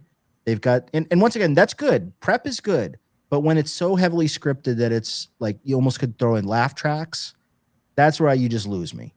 Because that's kind of Carl. That's like the Carl the model. Schmuel network, thing. And once again, they have their audience, and they're popular. And I'm not trying to denigrate that. That's fine. That's for some people, but that's never been my thing. I can't fake laugh. I can't pretend that you're funny when something's hacky. And I'm not just going to sit there and fucking agree with you if I don't agree with you. Like, I'm going to tell you my opinion. And not just to be disagreeable, but that's what good content is you got to have a little bit of back and forth. Deb and I don't always agree. Like, we disagree on things, but we agree on a lot of things too. Right. So it's a little bit of both. I think that's and sometimes, Dan, we can appreciate and say, you know what, Deb, you're right, or you know what, Dan, you're right. Like, I can see it from another perspective. Yeah, and the Schmuel thing, it's not a work. Like, I mean, I am like kind of counter program him because we are so different about things. And to Dan's point, like, I wouldn't work on a Carl show because he's so rigid. Right. And we want to go through points A, B, C, and D in this order sequentially. Like, yes, to Dan, have an idea what you're going to talk about that night, what the show is going to be about, but then have an actual conversation. And if the conversation is good and the chat likes it, just follow that. And you have to maybe throw out the kind of show script you had. But Schmuel is very kind of rigid about stuff. You see it a lot when Dave's on, and Dave's a total spaz, and I like Dave, but he can be very frustrating to deal with as well. But Schmuel knows I'm fucking annoyed at. Like, I am pissed at him, and I've told him I'm pissed at him. I'm not like Dan and I have had, we've chipped each other on X, but I don't hate Dan. I don't dislike Dan. I like that he's so passive aggressive because he's a dick, and so am I. So I find that funny, and I find that entertaining. Yeah, so we're very copacetic in that way. Right, but we don't take it personally. I'm not like, fuck you, I hate you, what about your views, or whatever the digs people go at you for, or whatever. I've the same with like Mint Diggity and other chatters or whatever, had big blow-ups or stupid fucking online fights, and I don't unfollow or block or mute them. It's just that's what guys do. We argue, and that's that. Right. Don't think about it. We disagree. Okay, he was being a dick, or he's on it. Max or period. I said my name Max. He said it. Schmuel said it a ton of times. Is on his period today or whatever. Just leave. That's it. And they make fun of me for being an emotional bitch sometimes. Okay, fair. I'll step away for a minute. I'll be right back. Okay. Yeah, but the Schmuel thing is not a work, and to be honest, I thank Schmuel because he's the first one to have him on my show, or have me on his show. And I eventually got an MLC only because KB was trying to stick it to Ashley. That's the only reason I got an MLC. But I'm a big Kevin stan, and that's no secret or whatever. Right. I love KB and I love the show or whatever. So it was it was fun to just say, hey, I was on MLC. It That doesn't is mean cool. dick I to mean, you know, anybody that's, yeah, or I whatever. think it's But cool. And, so yeah, and that would have never happened if it wasn't for Schmuel. So right. yeah, I don't dislike him, but I am pissed at him, and he's annoying. And he'll say the same thing. I'm annoying, and I annoy him with my always, never agreeing with him, and always kind of, like I said, counter programming him. But it is genuine. It's not like I don't have an act. I'm a miserable prick. I mean, that's who I am. You could ask people. Bentley, is a good friend of mine, or Reels. They know how I am. They'll both text me and say, you're being a fucking asshole or whatever. And I'm like, all right. Right. I am. You're 100% correct. Yeah. Yes. But with Schmuel, I like Schmuel. He's a really nice guy. So do I. He is a nice guy. He helped me out in Atlantic City when I needed to. I handed out those bags. Yeah, I was there. We didn't really talk because you were off with Rob in the corner of the lobby bar. Yeah, we were that first night or whatever. Yeah. And I'm not a Rob fan, and I didn't really know you. Obviously, I knew your name, and you had a swag bag. I saw you giving out some swag to people. Did I give you swag? I feel bad. No, I got passed up. I got passed up. Well, no, I'm just kidding. We didn't know each other. But you know what? I was giving them to people I didn't even know that were around. So we definitely, if you want some swag, hit me up with your address. I'll mail it to you. I appreciate it. Thank you. I don't dox anybody. We're gonna get more hats and stuff. I'm good friends with Teamster Tim, so. As everybody pretty much knows, I'm a big 2A guy. So if anybody wants to stop by my property, you're welcome to do it. Go ahead. And I won't be like Patrick and hide. And if somebody comes to my house and I got cameras all over, it'll make for some good clips. Yeah. What state do you live in? I'm in Charlotte, North Carolina. Oh, how do you like it? It's nice. Just like every other big city. It's getting too big. Are you from Florida?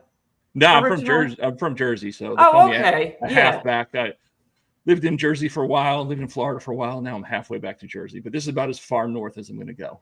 Yeah. You know what? I'm in Florida and it's really getting built up and I don't like it. And now the snowbirds are all coming back. Traffic is miserable.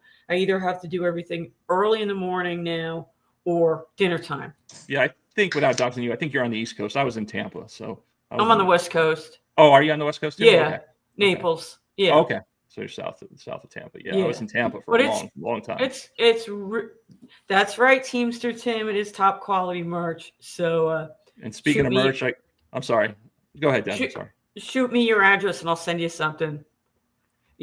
From the goodie bag collection. But getting back to Schmuel. Well, I think he's talking to about the Johnny Carson. Yeah, I just want to thank Johnny. Sent me his hat, cut shit up. It's cool. He goes on for 20, 25 minutes or early in the morning. He's got people from all over the world watching. It's interesting. It's not dabbled. It's really interesting. It's totally different. It's good. He gets his coworkers on there, and it's just like guys talking shop and bullshit, like blue collar stuff. It's pretty good. Fun to watch. I have to get up and listen to it. Yeah, he's going to send Dan and I a hat, which I'm looking forward to that. Yeah, but thank Johnny. He did it right away. He asked me for my address, I think Friday or something, and it got here. He got here yesterday. So he is salt of the earth. I mean, he's intense in person. He's a lot, but he really is a good guy. He's a good guy. He really is. And so Dan, we need to do another run of those caps because I want to get one for Pan. I actually have one left, so I'm going to send it to you, Panhandler. I'm going to try to get people to come over. I'll wear it on next time on Schmuel. I'll wear it to stick it to Schmuel too. All right. Yeah. Send me your address. I'll get that out to you right away. Appreciate it. And get you mugs and stuff. Like I said, when I was handing out the gift bags, I was sort of just handing them out to people. I had people I wanted to give them to. Yeah. And then there were people I didn't even know. I didn't know Johnny Carson at the time.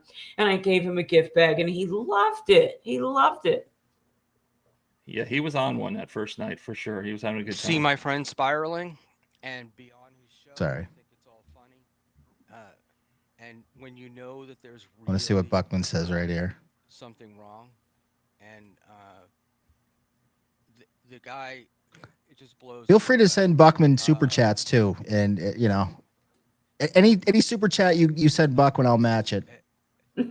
Yeah, somebody's gonna send him $100. I'll make his day. Well, up to $2 or less, please. Weren't you gonna turn into $4 Dan? But I like $2 Dan. Should I time him out? I think that is a good bit. Not I do too. It is a good bit. It is a good bit. Everybody knows it. There you go, Dan. You can get your own fans for a change instead of sucking off my dick. He's annoyed. He's actually annoyed. He's pissed. We timed out nice podcast, Dan, which is probably going to be for him a win. Oh no! But That's bullshit. Oh, see, this is Ray what he gets is so supposed to mad. send. I told Ray asked me to come on earlier, and I told him to What did send you me do, a link, but Dan? I don't think he's gonna What was go. bullshit? No. Um, I've been sucking Schmuel's dick. Is that earlier. what he said? No, he wants. Oh, He thinks you're taking his Dan viewers. is a good egg. Yeah, Dan is a good egg. Sure. I'm gonna off camera 1 sec. Okay. And I actually tried coming over. It was absolute garbage. It was you and that wine mom, and I forgot who the guest was. Wine I have mom. no idea who you're talking about. I actually tried coming over. I thought you were talking about me there. It's for a got to be second. Ashley if he's talking about a wine mom. No, he's talking about me because I'm drinking Oh. wine, and he Deb always is insults alright. me. Um, Yeah. But I have no idea what. I don't know what the deal is, and I don't, Panhandler. I don't understand. He's friends with people one day, then he's not friends with them again. Pan's in He's trouble. out of the Schmuel business because I had Mersh on the show, so that's the deal. And there we go. Did you catch that, Panhandler? I Did you did. catch I it? Yeah. did. Yeah, not Oh. very In well. trouble. Yeah, that's all right. That's fair. Jason That's Bentley 999. How you doing, Bentley? Thank you so much. Dan and Deb, I like you, but I fear this may be the end. That's a shot Oh, at me, I no. believe, from Bentley. That's a shot at What what? if I hey, Shot hey at Bentley, me. we're gonna play this for you.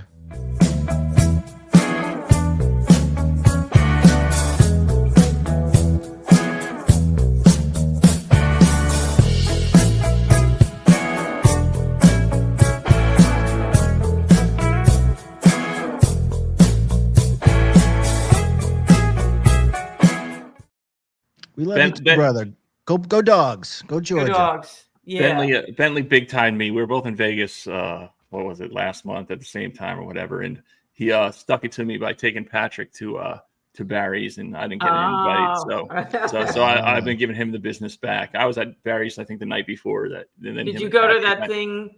Wasn't the guy Pulper 80? Didn't he do like a little private? No, that was the next week. I think that was like October. And I thought that was a work too. I didn't think that. I was did real. too. Yeah, nobody had pictures or anything. I'm thinking it was a work. Dave Sarah didn't go. Dave's always saying he doesn't have money, and Dave was. Well, saying they said that Wimby was going to go. Dave, Sarah, Ray. They were trying to say Ray was there. Yeah, right. You know.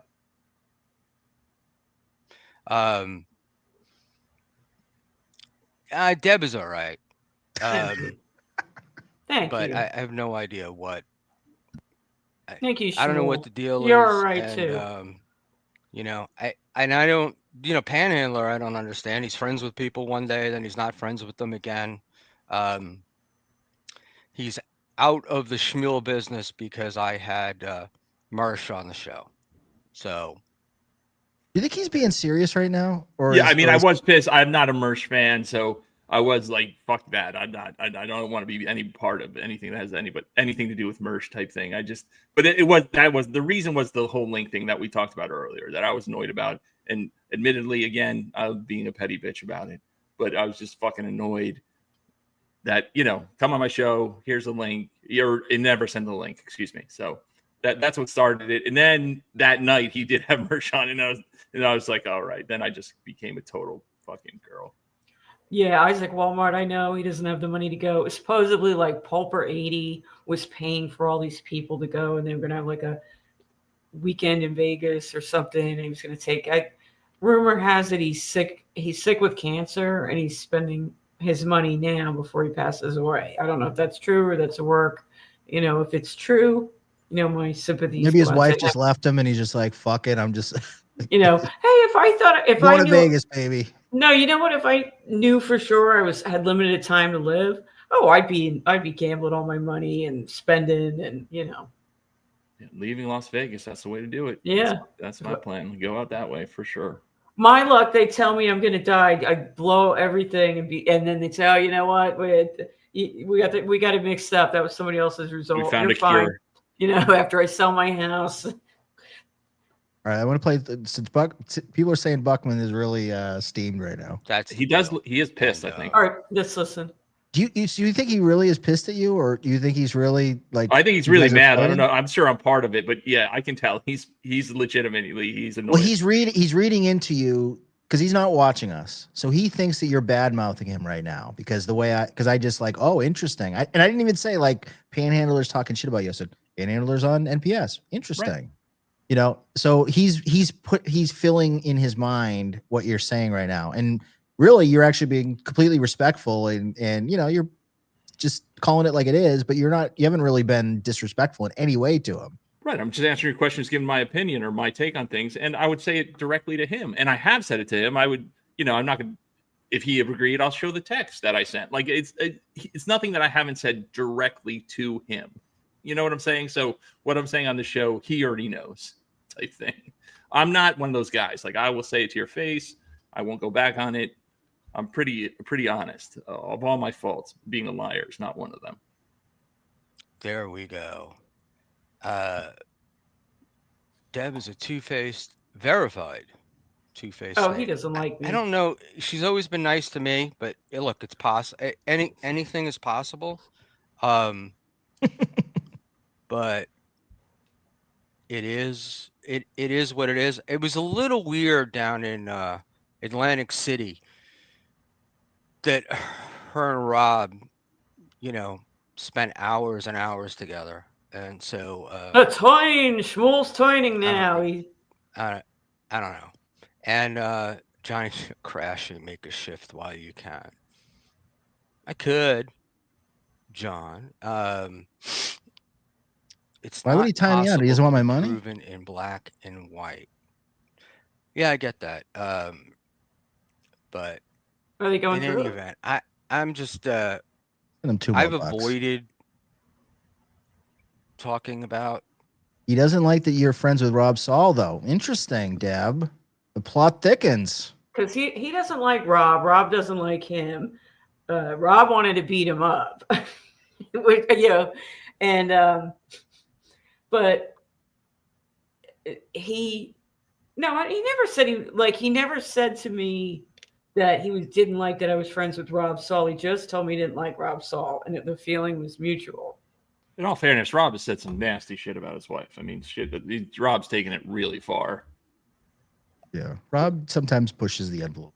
Yeah, I kind of beef. I mean, I beefed with Rob. I beefed with Rob, but when you meet somebody in person and you sit down and you work it out like adults, I have never told the guest. People expect you to be mad at somebody forever. On any other show, and the Drunken Donuts is starting shit. He says, "Dan, it's time you drop that dead weight. You're a funny guy. She's dragging you down." No, he hates me anyway. I don't care. He can pay. He can pay to talk to us. I'm happy for Panhandler, but you know, he went from me to Kevin very Brennan, convincing. and then he went to there. So there you go. And, it's crazy that he's reading into this. We'll get on with Deb that. sent me a DM a couple of days ago. Hey, you want to go on with Dan and I on Thursday night? I had nothing else to do. Sure. Right. I mean, that there's no like grand scheme or whatever. I mean, maybe Dan saw us beefing a little bit. I sent him some, super chats the other night, or hit him up on Twitter. But you or whatever. you kind of go back and forth on everybody, like exactly. Yeah, I'm loyal to me. That's who I'm loyal to. That's it. That's it. Me and my two dogs. Everybody else can get fucked. No offense, but that's where I'm at. Panhandler, right? The reason I thought to have you on was the other night you sent some zingers into Schmuel. And I said, trouble in paradise. I sent the screenshots to Dan. And then we left it at that. And I was like, you want to get, Dan said he would snipe Schmuel. And I said, all right, maybe I'll ask Panhandler then. I'd see why they're fighting. What's the beef with them? Dan and Deb are both ranked above Smugman. Smugman. That's a good nickname. I like the Schmuel Bugman guy. But I mean, it's so ridiculous. I mean, he's what, 64? I'm 50. I mean, we're like high school girls. I mean, it's no big deal. Like, I'm pissed. It's his show. He can do whatever he wants. Right. And I can have an opinion on who he has on or whatever. Right. I have no say. I'm not a producer. I've only been a guest. That's all I am. And so, but I can still comment on it or whatever, just like every other chatter does. Right. Whether you like the guest or not. And he knows I'm an MLC guy, and our whole deal is shitting on the guests. I mean, that's what we do. That's our whole reason for being fans of MLC, really. That's what MLC is for the most part. So yep. I mean, All right, that's the let's best part. That's why Kevin's kind of a genius. He finds these people. He knows they irritate the chat, and it equals money. It's great. He curates it. Really, people don't think he plans anything, but he's going through his phone looking for which guy. Oh, they don't like Clearwater Chad. Put him on. I would be happy to send Dan a link, but Dan has said he would never be on a show with me. He wouldn't stream with me, and if I was a co-host on a panel, he would get off, unless, of course, it's Hughesy's show, and he thinks he's going to get people to watch him. But there we go. But you were just on it. Why bother? The show with him, with guy. Wake up. What was it? Hughesy's show, right? Ray's We've known Hughes for a while. I find him harmless, but it's like it's weird, and I've said this, and people get mad at me. I can't believe that he is the same guy post accident that he is. Oh, they're talking about Ray now. Ray, yeah. After the accident, so I don't know. Maybe I feel sorry for him, but let's take a quick look at this Ray thing, and then and what I'll do is if he sends me the link, you keep going, Deb, and I'll jump over there and you can stream snipe it. Can you simulcast or no, Dan? So I should learn. You guys should have learned by now. I've seen it simulcast. Sometimes it can mess with the sound. Yeah, I think I need OBS to be able to really simulcast it. Really great. So I'll really scare the shit out of you. Let's go with Ray, and Genta is been invited on, and she will do it. And Ray is not harmless. I need to understand the. I assume she's talking about Ray, not me. Reason why? Yeah. And Chow says the accident is fake. It's proven. Think he's harmless, but I will say that he's definitely delusional. At least here he was, and hopefully I started at the right moment with him as far as like that, and it's like he's more confusing to me. Do you get what I'm saying? Like for me, that someone like that, like. All right, I just want to say something. Just one comment. Typical Schmuel, he keeps himself big, but makes the Ray thing small. It's like, Schmuel, we don't need to see you. And maybe this is just him technical. That might be tech, though. You don't need to see your big head. Like show Ray and the video and make you small and him big. But that's probably just his boomer. And of course, it's perfect. A nice podcast. Stupid. Oh, you're on there. Stupid is on there. You can't even read it. Oh, I said, who do you think is rank best to worst? J-Mo, Tommy Jordan, Karmic X was the super I sent him. Quit a network, and then like it just happened to be that one of the co-founders' best friends happened to be best friends with ESO, and was also like with him as far as like that, and it's like it's just. You had your chance, pal. Coming crawling back to me now. Sorry. Oof. Ooh. It's garbage. It's like so. ESO's garbage. I 100% agree. And then his best friend was also garbage. And no one would have known ESO had those tweets until that guy's deleted tweets got exposed, and people are like, "Oh wow, he's the same as ESO. He's that guy." Yeah. Okay. Yeah. Right. Let's leave that. But you get what I'm saying? All right. I think we can. We don't need to watch Schmuel. Watch Schmuel. Watch Ray. Watch Schmuel. Bring up Panhandler will hate this. Go on Tommy Jordan's channel. He's got his live. Look at the beginning of it. Let's see the beginning. He's got the mask on and everything. Okay. Yeah. Let me go over there. I know you hate him, Panny. I'm sorry. You guys are pulling this guy's strings, I think. That's what's going on here. No, I love this gonzo journalism or gonzo prankster stuff. It's exciting to see him running around. Oh, watch this. Tommy Jordan and Stuttering John and an old fan. Oh, we got to meet him. Is this live? Noise for Stuttering John. This was at some point during. Noise for Stuttering John. So we go back. It sounds like a decent Tommy crowd. Jordan. Yeah, Stress Factory packs him in. He had Kicked his. out of Stuttering John's show. This is funny. He told me he was going to be wearing a disguise, and it's pretty funny. How do you operate this thing? Hell. Do I got 1 million viewers yet? Hurry up. I only got so much time on this ass. You idiots. All right, I'll be the first to admit he's a little bit of a hack on some of the comedy stuff. It's a little corny. A little horrible. Come on, is it any bit worse than like the potato and the other bits? You know, it's you know what I'm saying. At least he's going out there. He's got the balls to show up at these places. In New Jersey, they picked me out. So now fucking everybody. I mean, that face doesn't look real. I would peg that as a mask right away. Hey, we finally got someone in here. Oh, funny. Mr. Blue Sky. Yes, you put it up. Good. How you doing? Well, apparently, where the hell am I?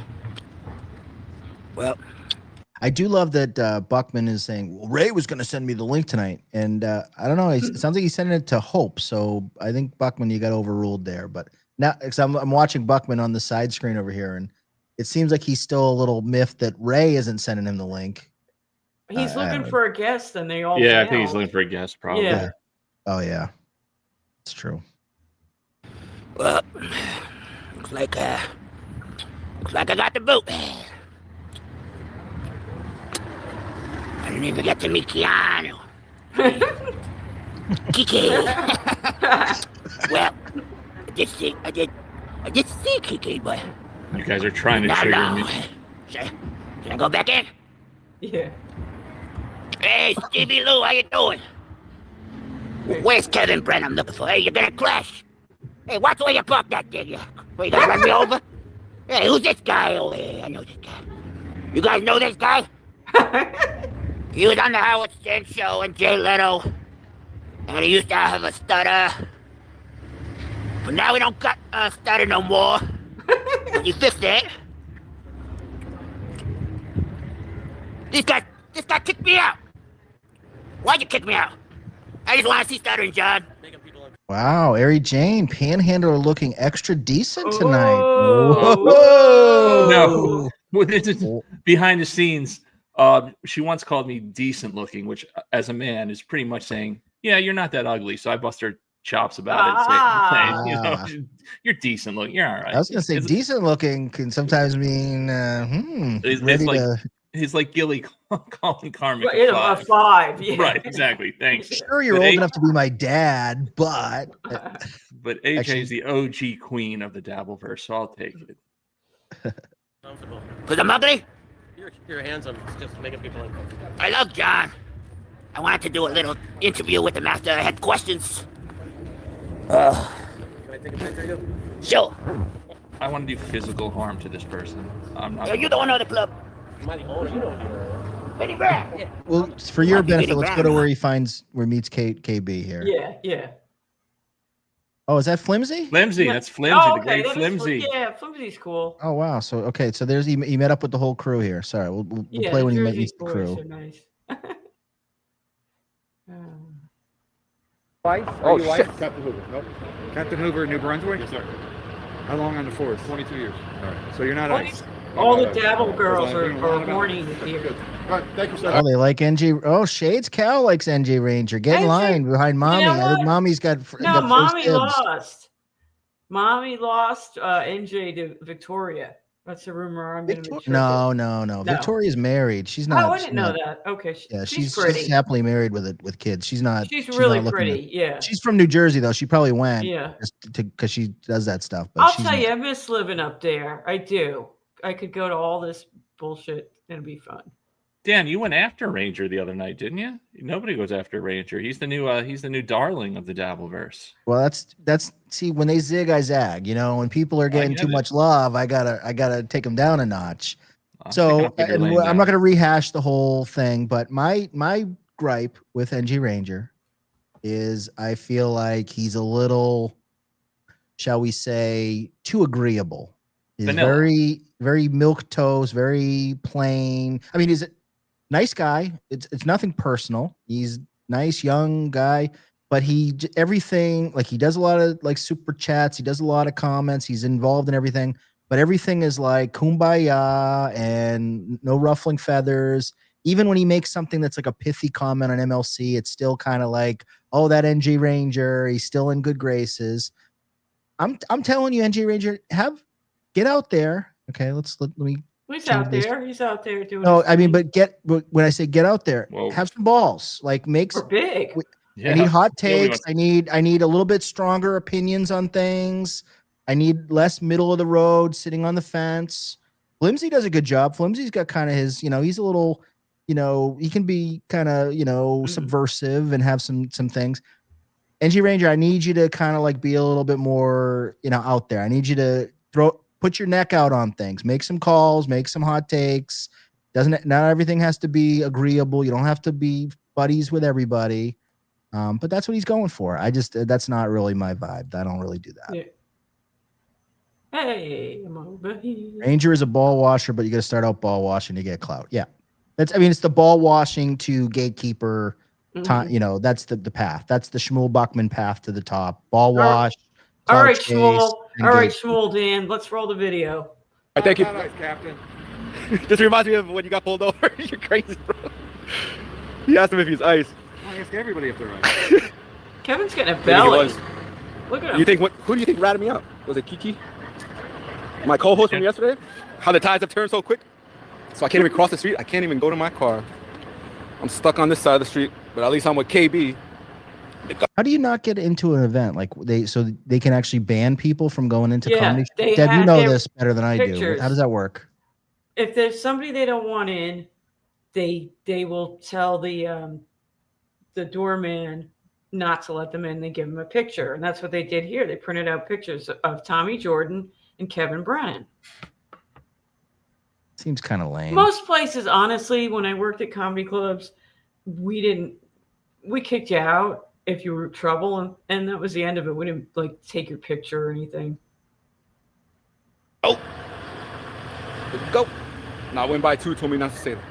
So John probably told. John's the one that probably told Stress Factory, I don't want these two guys in, and they know Kevin, of course. and they know Kevin. Yeah, but said, hey, this other guy, he caused trouble at my last show. I don't want him in. I mean, you know what you're signing up for, but I get it. I don't know. It all seems kind of lame. It's silly. I think I enjoy these. I know you don't like him, Panhandler. I mean, I like when my favorite stuff that Chad does is walk and talks. Walk and talks are great. And I like anything on the street like this too. This is good. It's in New York City. It's kind of chaotic. No, I agree. It's good content that he goes out, he gets out there. I'm way too lazy to do any of this shit. I'm saying, but he went on MLC, what was it, Saturday the other night, and you know that he knows nothing about the Dabbleverse, but he's saying he does. He does not. It's a bit. It's such a bit. He's not a bit. Not as dumb as people think. He is. He knows. He's dumber, studied actually. this. No, he's acting. He's very tech savvy. His videos on the I call them one wheels. I'm not calling them unicycles because they're not like a clown, juggling balls on there. His video production on his unicycle videos, I think he took them down, is slick, like top notch. Yeah, no, I'm sure he is talented. And he pivoted, he's playing a game, like he was playing like he was real tech dumb, and his sound was messed up. He's a smart guy, and he's playing. He was able to insert himself in the Dabbleverse immediately. Yeah, anybody can if you get involved with Stuttering John. I mean, it is the weakest, easiest thing to do, and it's besides him going out there, it is lazy. But how many people go? How many people actually go and confront him? No. Okay, I'm gonna take Panhandler's thing because this is a problem that I have. People always say, Dan, you get no viewers. You only got 39 viewers. I could get 100 viewers. I could do steel toe coverage. I could do Stuttering John coverage, and we'd have 100 people watching. and I'd want to fucking blow my brains out. Like because it doesn't interest me. It's lame. It's lazy. That being said, to your point, and now I'm going to defend Deb. He's doing something a little bit different. He's not just sitting in his wood paneled basement talking about Stuttering John. He's actually going out there with an old man mask. It's almost like what was the analogy used? It's almost like Jackass meets. What was it? It was Jackass meets something else. I said, It's like Dabble versus Jackass, almost like what he's doing. He's going out there. He's running around. He's on his unicycle. He's wearing disguises. He's being crazy. It's over the top and goofy, and it's refreshing. It's better than like we're sitting here. This guy's out there. Que pasa, Panhandler? What happened, man? I met Shades in Vegas. Yeah, nice Nubian queen. Yeah, Shades cat. I like having a diverse group. I need somebody trans. I had an Asian, and I'm good. I got everybody. We love ladies on this show. Look at our audience. Our audience is like when I first started this before Deb did it, and because you can do the demographics on YouTube Studio, and it shows you. It was what was it? It was like 98% male. Yeah, there was like no females whatsoever. And then Deb comes on, and I was like, now it's like I wouldn't say it's 50-50, but we get as many female viewers as anybody. So I'll never knock the ladies. Never knock any of the ladies. Well, if you want ladies, you get me on the show, Dan. I mean, that's true. Happened. The Panhandler bump with the female audience. You get the man candy on here, and of course, tangible. Are you on Bumble? Maybe we can. I'm a little too old for. Are you a single guy, Panhandler? I'm divorced. Yeah. Kids? Not that I know of, but there probably are a couple out there. But they got to be close to 18 by now. So I'm running up. All right, let's fuck Tommy John. Now I'm interested. I want to dig in on this. All right. So 50 you're right around 50 years, I'm 50. give or take. 50. Like okay, Ray, 50. I'm 50. Okay. So I'm late 40s, so similar age. So where do you meet the ladies? Like what's your game? Like what are you doing to meet people? Are you out trying to date, or are you happy to not date? Like what's your dating at 50 is a nightmare, a total disaster. If you're married and thinking about getting divorced, fix your marriage if you're a young man. That would be my first advice, and I mean that with the most sincerity. How long have you been divorced? A long time. I was only married briefly. I was only married 5 years. I think the divorce finalized in 2009 or 2010 or something like that. So I've been divorced a long time, single. This is going to sound terrible. I only date strippers for right now. That's who. And it's not really dating, but it's just they're with me for my looks and and how good of shape I am, as much as I'm with them for the conversation. You know what I'm saying? It's more of just kind of when you say date strippers, hang out. Like, are you you're like dating, or are you just hang out? You know what I'm saying? Maybe we'll go grab a bite to eat or Netflix and chill, basically, type stuff. You know what I'm saying? Like, I'm not dating anyone, but as far as my social life with women, it's basically how many you got on your speed dial? How many that are consistent? There's 2, but there's probably like 5. Oh, you need to hang with Mersh. No, that's all he talks about is strippers. You hate Mersh, but you have so much in common with Mersh. You got a great voice. And I worked at I do not have a great voice. Mersh does have a voice. I mean, Mersh has a good voice. He has a great voice. Gravel voice. I love it. And he puts on a good show. My beef with Mersh is how much he shit on the Dabbleverse for years, and now he'll take any fucking link. Like, he's just so disingenuous. Like, just be honest about it. Like, I'll never be part of the Dabbleverse. And he said horrific things about Patrick, right? And now he streams with Patrick and he goes on this little piggy. Like, I just don't like that shit. Like, as a man, if you don't like somebody and you say, like, what Mersh said about Patrick is the worst thing another man can say about another man. Period. The end. There's no coming back from. You know what I'm saying? It's just such a terrible thing. And everybody's like, just shrugs their shoulder over it. Like, I just don't like that shit. That's all. If you fucking hate someone, hate them. I'm a big believer in hating people. So that's my problem with Mersh. I think, yes, 15. Yes, I'm a 50-year-old. 50-year-old boy for $4.99. 50 going on 12. I am a 50-year-old boy. I said it the other. I tweeted something the other day. I got out of the shower. I didn't have any clean towels. I grabbed a beach towel. I'm like, what am I fucking do? You do need a woman in your life at some point, like, because I'm living like a child. I had Cheerios for breakfast. Yeah, no, it's embarrassing. Okay, Do we you got to have a go back to the house? stripper. We can't. Oh. I Okay. still have some things I got to ask on the stripper thing. So Okay. how long have you been exclusively dating strippers? Like when did you decide that that's kind of the route you wanted to go? Well, going back to Merce parallel, I too worked at a strip club as a younger man. I was a bouncer, doorman for a while. So like there's a history. You're a tall dude, right? You're like, what are you, 6'4"? 6'3", 6'3". 6'3"? Yeah. Okay. Yeah. Nice. So big guy. Yeah. How are you built? Are you pretty solid? You work out? Yeah, I do, but I got a gut. I mean, I'm fat. I'm 6'3", probably. I think I'm 257 right now. So, but there's love handles and a stuff. You know, it's not Brad Pitt. And You're a Fight 50-year-old Club. guy. Right, but you're but I I think I'm in better shape and I'm stronger. You're not than like most. Stuttering John. Right. Yeah. Right. For a 50-year-old guy, I'm fine with it. Like I'm okay with it. But so back in my younger years, there was a lot of strippers, and now this has been last couple of years type thing. It's just like was that what happened with your marriage? Did your stripper proclivities? I was not a good interfere? husband. We'll put it that way. I was not a good husband. She was not a good wife. It was just a bad. I'm not one of those guys that will just say it was her fault completely, because it wasn't. Because I was not good either. But we were just bad together, and then she wanted. Were you real young? Were you? No, real I young? wasn't actually. I think I got married at 27, 28-ish or so. How do you get the glitter out of your hair? You don't worry about that stuff. It's worth it. It's worth it. It's worth it. Very bad. You have like a home. Do you have a home base? Like, is there like a club that you? There's a club pretty close to my house that is fucking sketch as fuck, but some of the girls are pretty good. It is one of the worst strip clubs in the Charlotte area.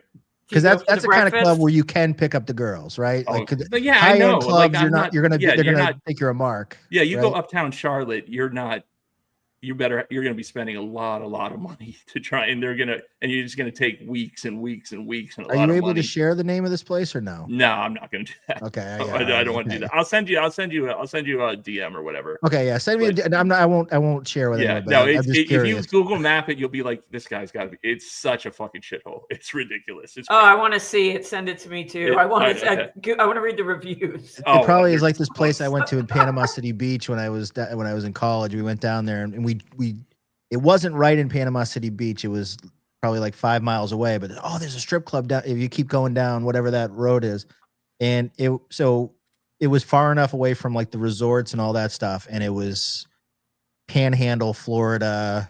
Strip club. I've been there. I spent some time with Panhandle. It was something else, man. It was crazy. Is that why you're called Panhandler? Did you live in the Panhandle of Florida? No. I did that back in the day when Kevin first got on YouTube. When he was getting on Carl, he was like hamburger, and then we went Panhandler, and then I was like, "This is the dumbest name ever." And then it's a dumb name. It's a dumb story. I wish it was better or whatever. So, but no. So what do you do for dating? Like, so dating a stripper, like what's it's not really dating. I shouldn't say dating. It's just like hanging out. Hey, are you just hooking up, hanging out? Yeah, you want to grab something to eat tonight? You want to come over and watch a movie? Whatever. You know what I'm saying? Like, and I'm guessing you're a very considerate. You know, so there. Oh yeah. No, I like to romance a little bit, but it's not. It's just like I said. It's two people hanging out. Are these sisters or white girls? Sisters or white girls? No, white girls. I don't have the tools to operate with the black ladies, unfortunately. I got to stay in my lane. You know what I'm saying? I'm disappointing enough. I got to stay in my lane. Black girls you see more and more black girls going for white guys these days. I've I wouldn't be against it. No issue with it. Like I said, what about Latinas? I was stabbed by a Latina once. So yes, I've dated Latinas. I've actually dated. You haven't dated a Latina until you got stabbed by one. Right? Yep. Yeah, that's kind of it was just a little flesh wound, but the stereotype holds up. It holds up. So yeah, they get a little fiery, especially the Puerto Ricans. Jesus Christ. Yeah, they're good. So just and we'll just last kind of question on this thing. So you're dating. You're 50 years old. Do you think about like what's going to be like 10, 15 years? 100%. Do you want to? Do you have that existential angst of like, oh my God, I'm gonna die alone, or I'm not gonna have like somebody to settle down with? And I've got, again, not to be too personal, serious medical issues. Like I think about, okay, now I'm an only child or whatever. My mom's passed. It's just me. So if I get real sick, like sometimes my procedures and finding somebody to take me and this, that, the other thing is a pain in the ass. Like if you don't have somebody, that's why I encourage people. Again, it's not a bit. If you're married and you're a young man and you have a family and it's not going well, fucking figure it out.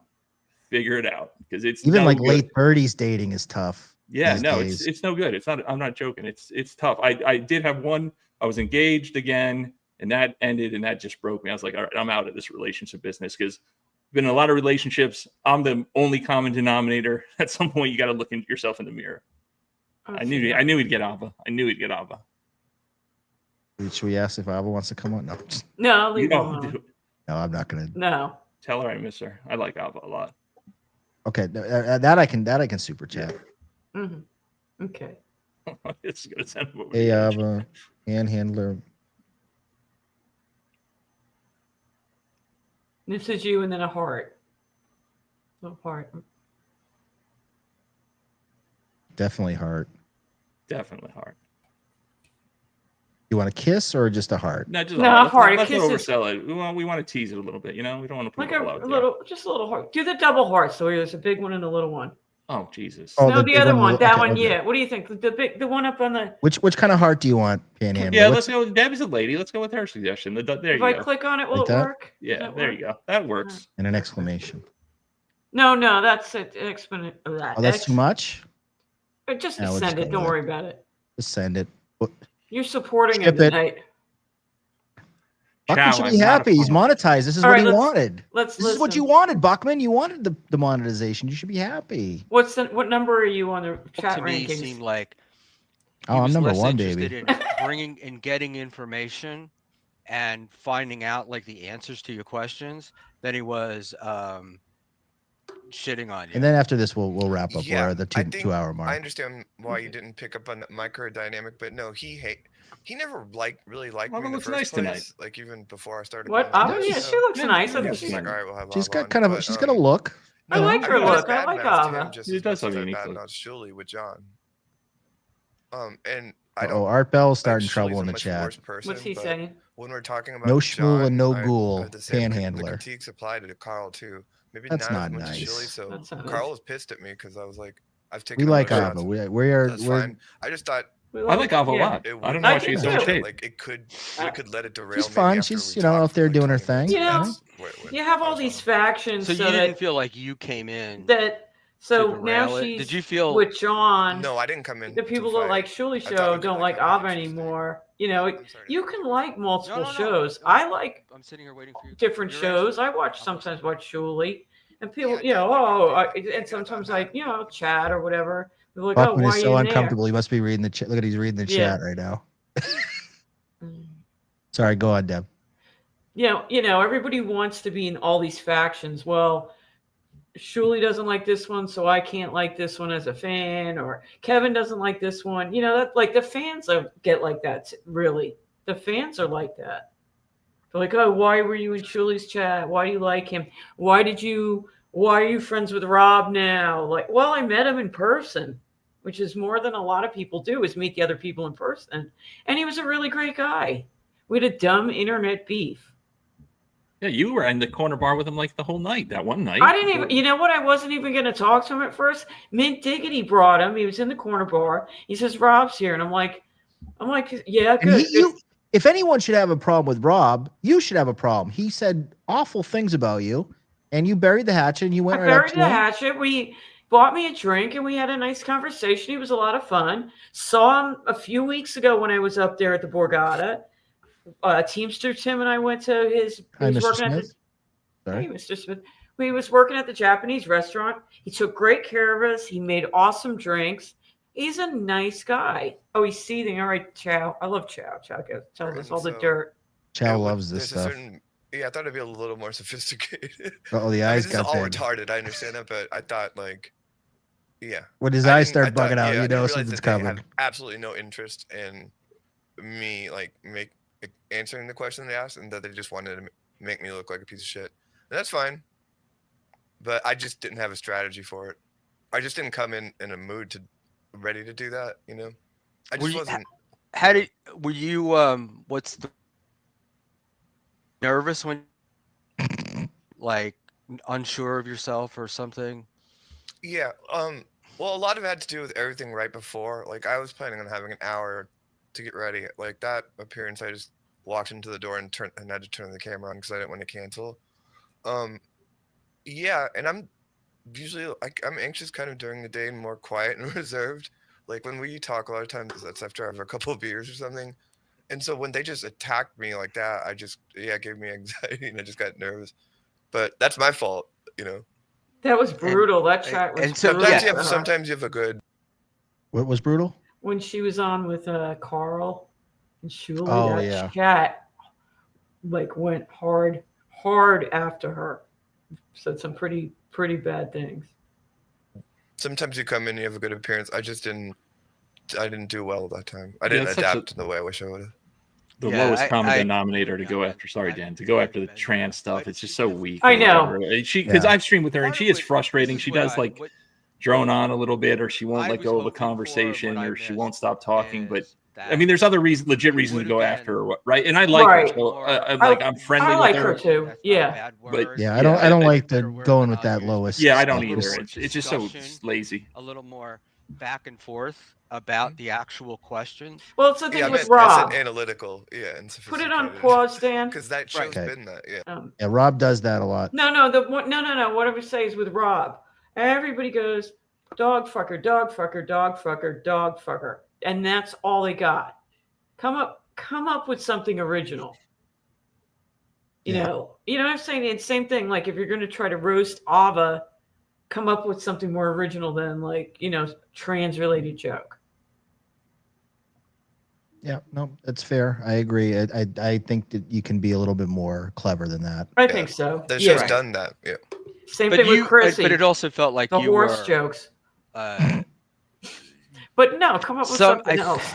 It felt to me like you felt you were being attacked. So particularly with Schmuel, it was like some of the stuff. Schmuel is very pro-trans. I've noticed. He likes all the. He's friends with MGD, Annie, Ava. Weren't going to get answers. That's where I thought Carl could have stepped in. His credit.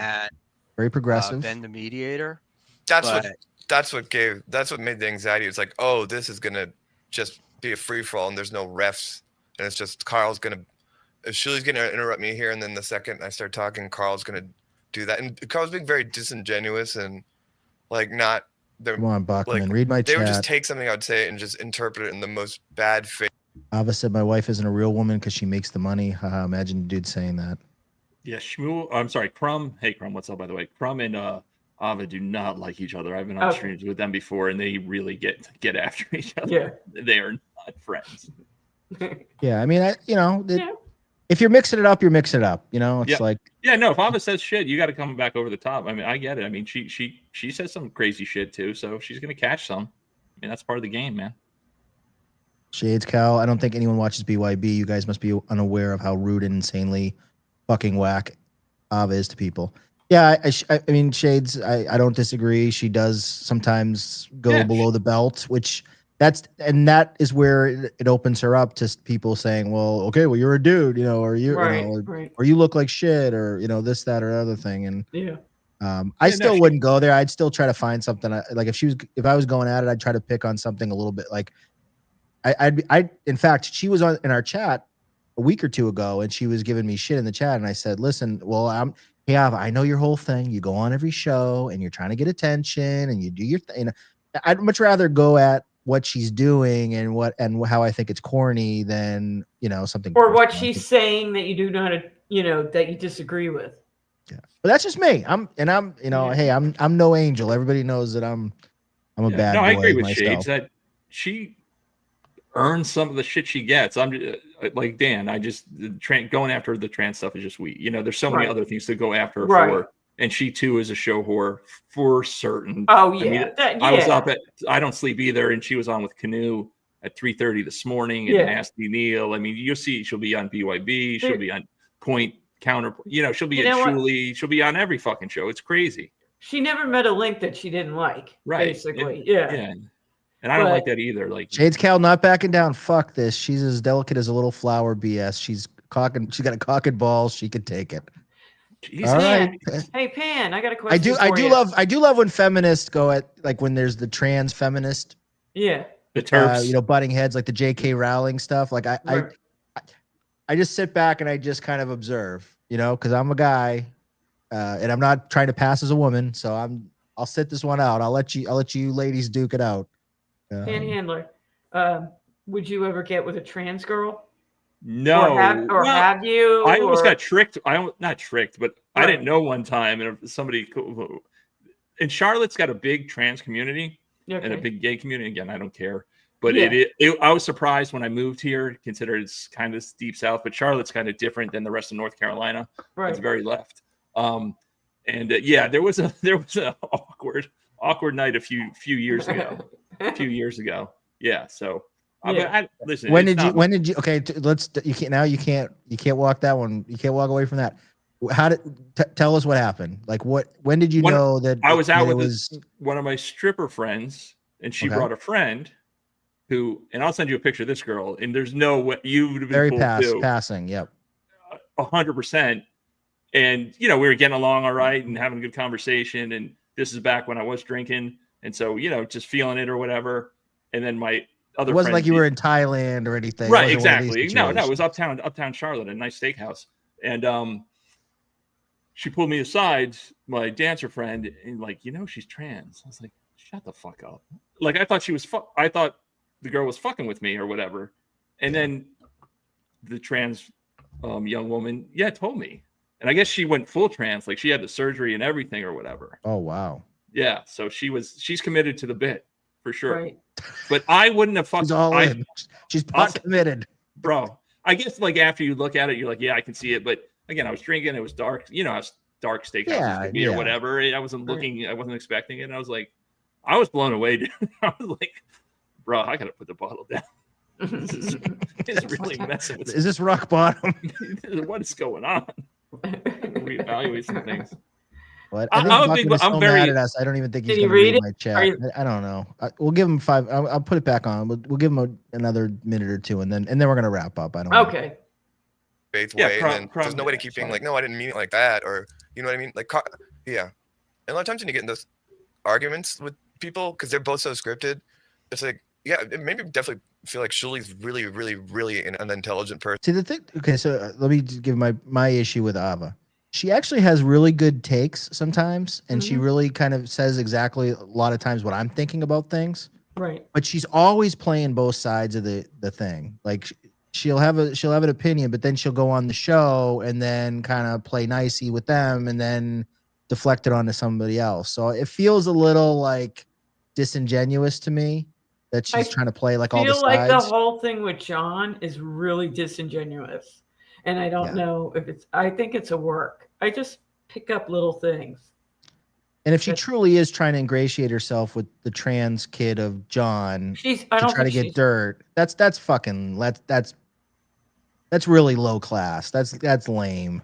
I don't like that. I'm not even going to comment on this. I don't know what's really going on. I heard different stories, but it's all adults. I mean, if she did email John's kid, I would imagine John's kids know all about this Dabbleverse and are embarrassed by it. They're probably very ashamed of their father. They have a new father now and just leave the family out of it.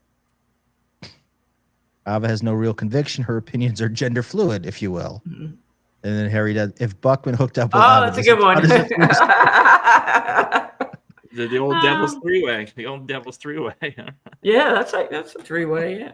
All right. Well, I think that's a good way to end it. It seems like Buckman is not going to read my chats. He's a little steamed at both me and Pan. But Panhandler, thank you so much for coming on. This was awesome. I appreciate that. And Dan, thank you very much. Where can we find you next? Where are you going to pop up next? It doesn't sound like Buckman's going to be sending you the invite anytime soon. You're going to have to get back in his good graces. I'm waiting for the boss to send me the link again on MLC. That's the dream, Dan. But this is a close second. I got to tell you, this is a close second. So I appreciate it. Now, I just come on. Like I said, I have no life. I'm a very boring guy in real life. So it's fun just to hang out for a few hours and bullshit about all this nonsense. I'd like to talk to you again about like other stuff. Maybe I'll have you on my Sunday show. We'll do a one-on-one. I'd like to, just talk about like more life things, not really Dabbleverse. Sure. And I was laughing when you were talking. Were you talking to Granny? I think you were on with Granny. Yeah, About the paint on the walls. When I had my house painted, I did it in the flat because the painter said I wanted the satin, right? And they said no. Because I had professionals do the whole downstairs, and they said, oh no, use the flat. And I never liked flat. And it's a pain in the ass It's when the it gets worst. scuffed. And Granny's like, yeah, just repaint it. Don't worry, it ain't nothing. And it's like, no, I don't want to repaint it. When it's satin, I can just like wipe it down. Yeah. It looks great. It's great for a museum. That's it. Absolutely. If you're free at about 3 a.m. this morning, check out the Final Boss YouTube channel where he does Sonic racing and drinks Mountain Dew and talks shit about people. I guess. Bro, he calls my Twitter or whatever, Final Boss, because I never sleep, and he'll say, he's like, "Come on my show, come on my show." Oh, really? He does? Yeah, he's and I tried to help him out one time, and he couldn't get the audio or the video right. I'm like, I'm never doing this shit again, like, because I don't give a shit, if he's trying to get his channel, but he's crashing out, the poor kid. Yeah. Well, I want to don't do the Irish thing to me, but I want to plug Schmuel Buckman. So go to Schmuel Buckman's channel, please. And I want to plug the Tommy Jordan, the sensation, the greatest dabbler, rookie of the year, dabbler of the year. He's eclipsed Ava and J-Mo. He rocketed to the top. He definitely eclipsed J-Mo. J-Mo's good, but J-Mo was on my list for rookie of the year. J-Mo kind of plateaued out a little bit. He burned down almost as fast as Ashley Cummings, and I fucking can't. I love seeing it. So yeah, what happened? What happened with J-Mo? He's been doing good. No, he's not. No, he's me. He's a less interesting me somehow. Like, he shouldn't be a guy. Like, the chow and the minting and popping him up was. I mean, it was a great bit, and it lasted longer than I thought it would. But it's. You know what though? I thought the same thing when he first came around. I thought he was a dud, and I knew it was like another chow thing. And then he really worked hard. And I said, "Oh, you have like My Little Kid. What was that, Kitty? What's that one? My Little Kitty or whatever, that Japanese thing that the kids Hello like. Kitty. Hello Kitty, yeah, My Little Kitty. Hello Kitty, right? Like child headphones." And I commented, and he got new ones. He had a nice backdrop, a nice green screen. You can't see like the outline or the holes through it. He listened. He has good takes. Put the wine down, Deb. Put the wine. Deb, I got a message for you.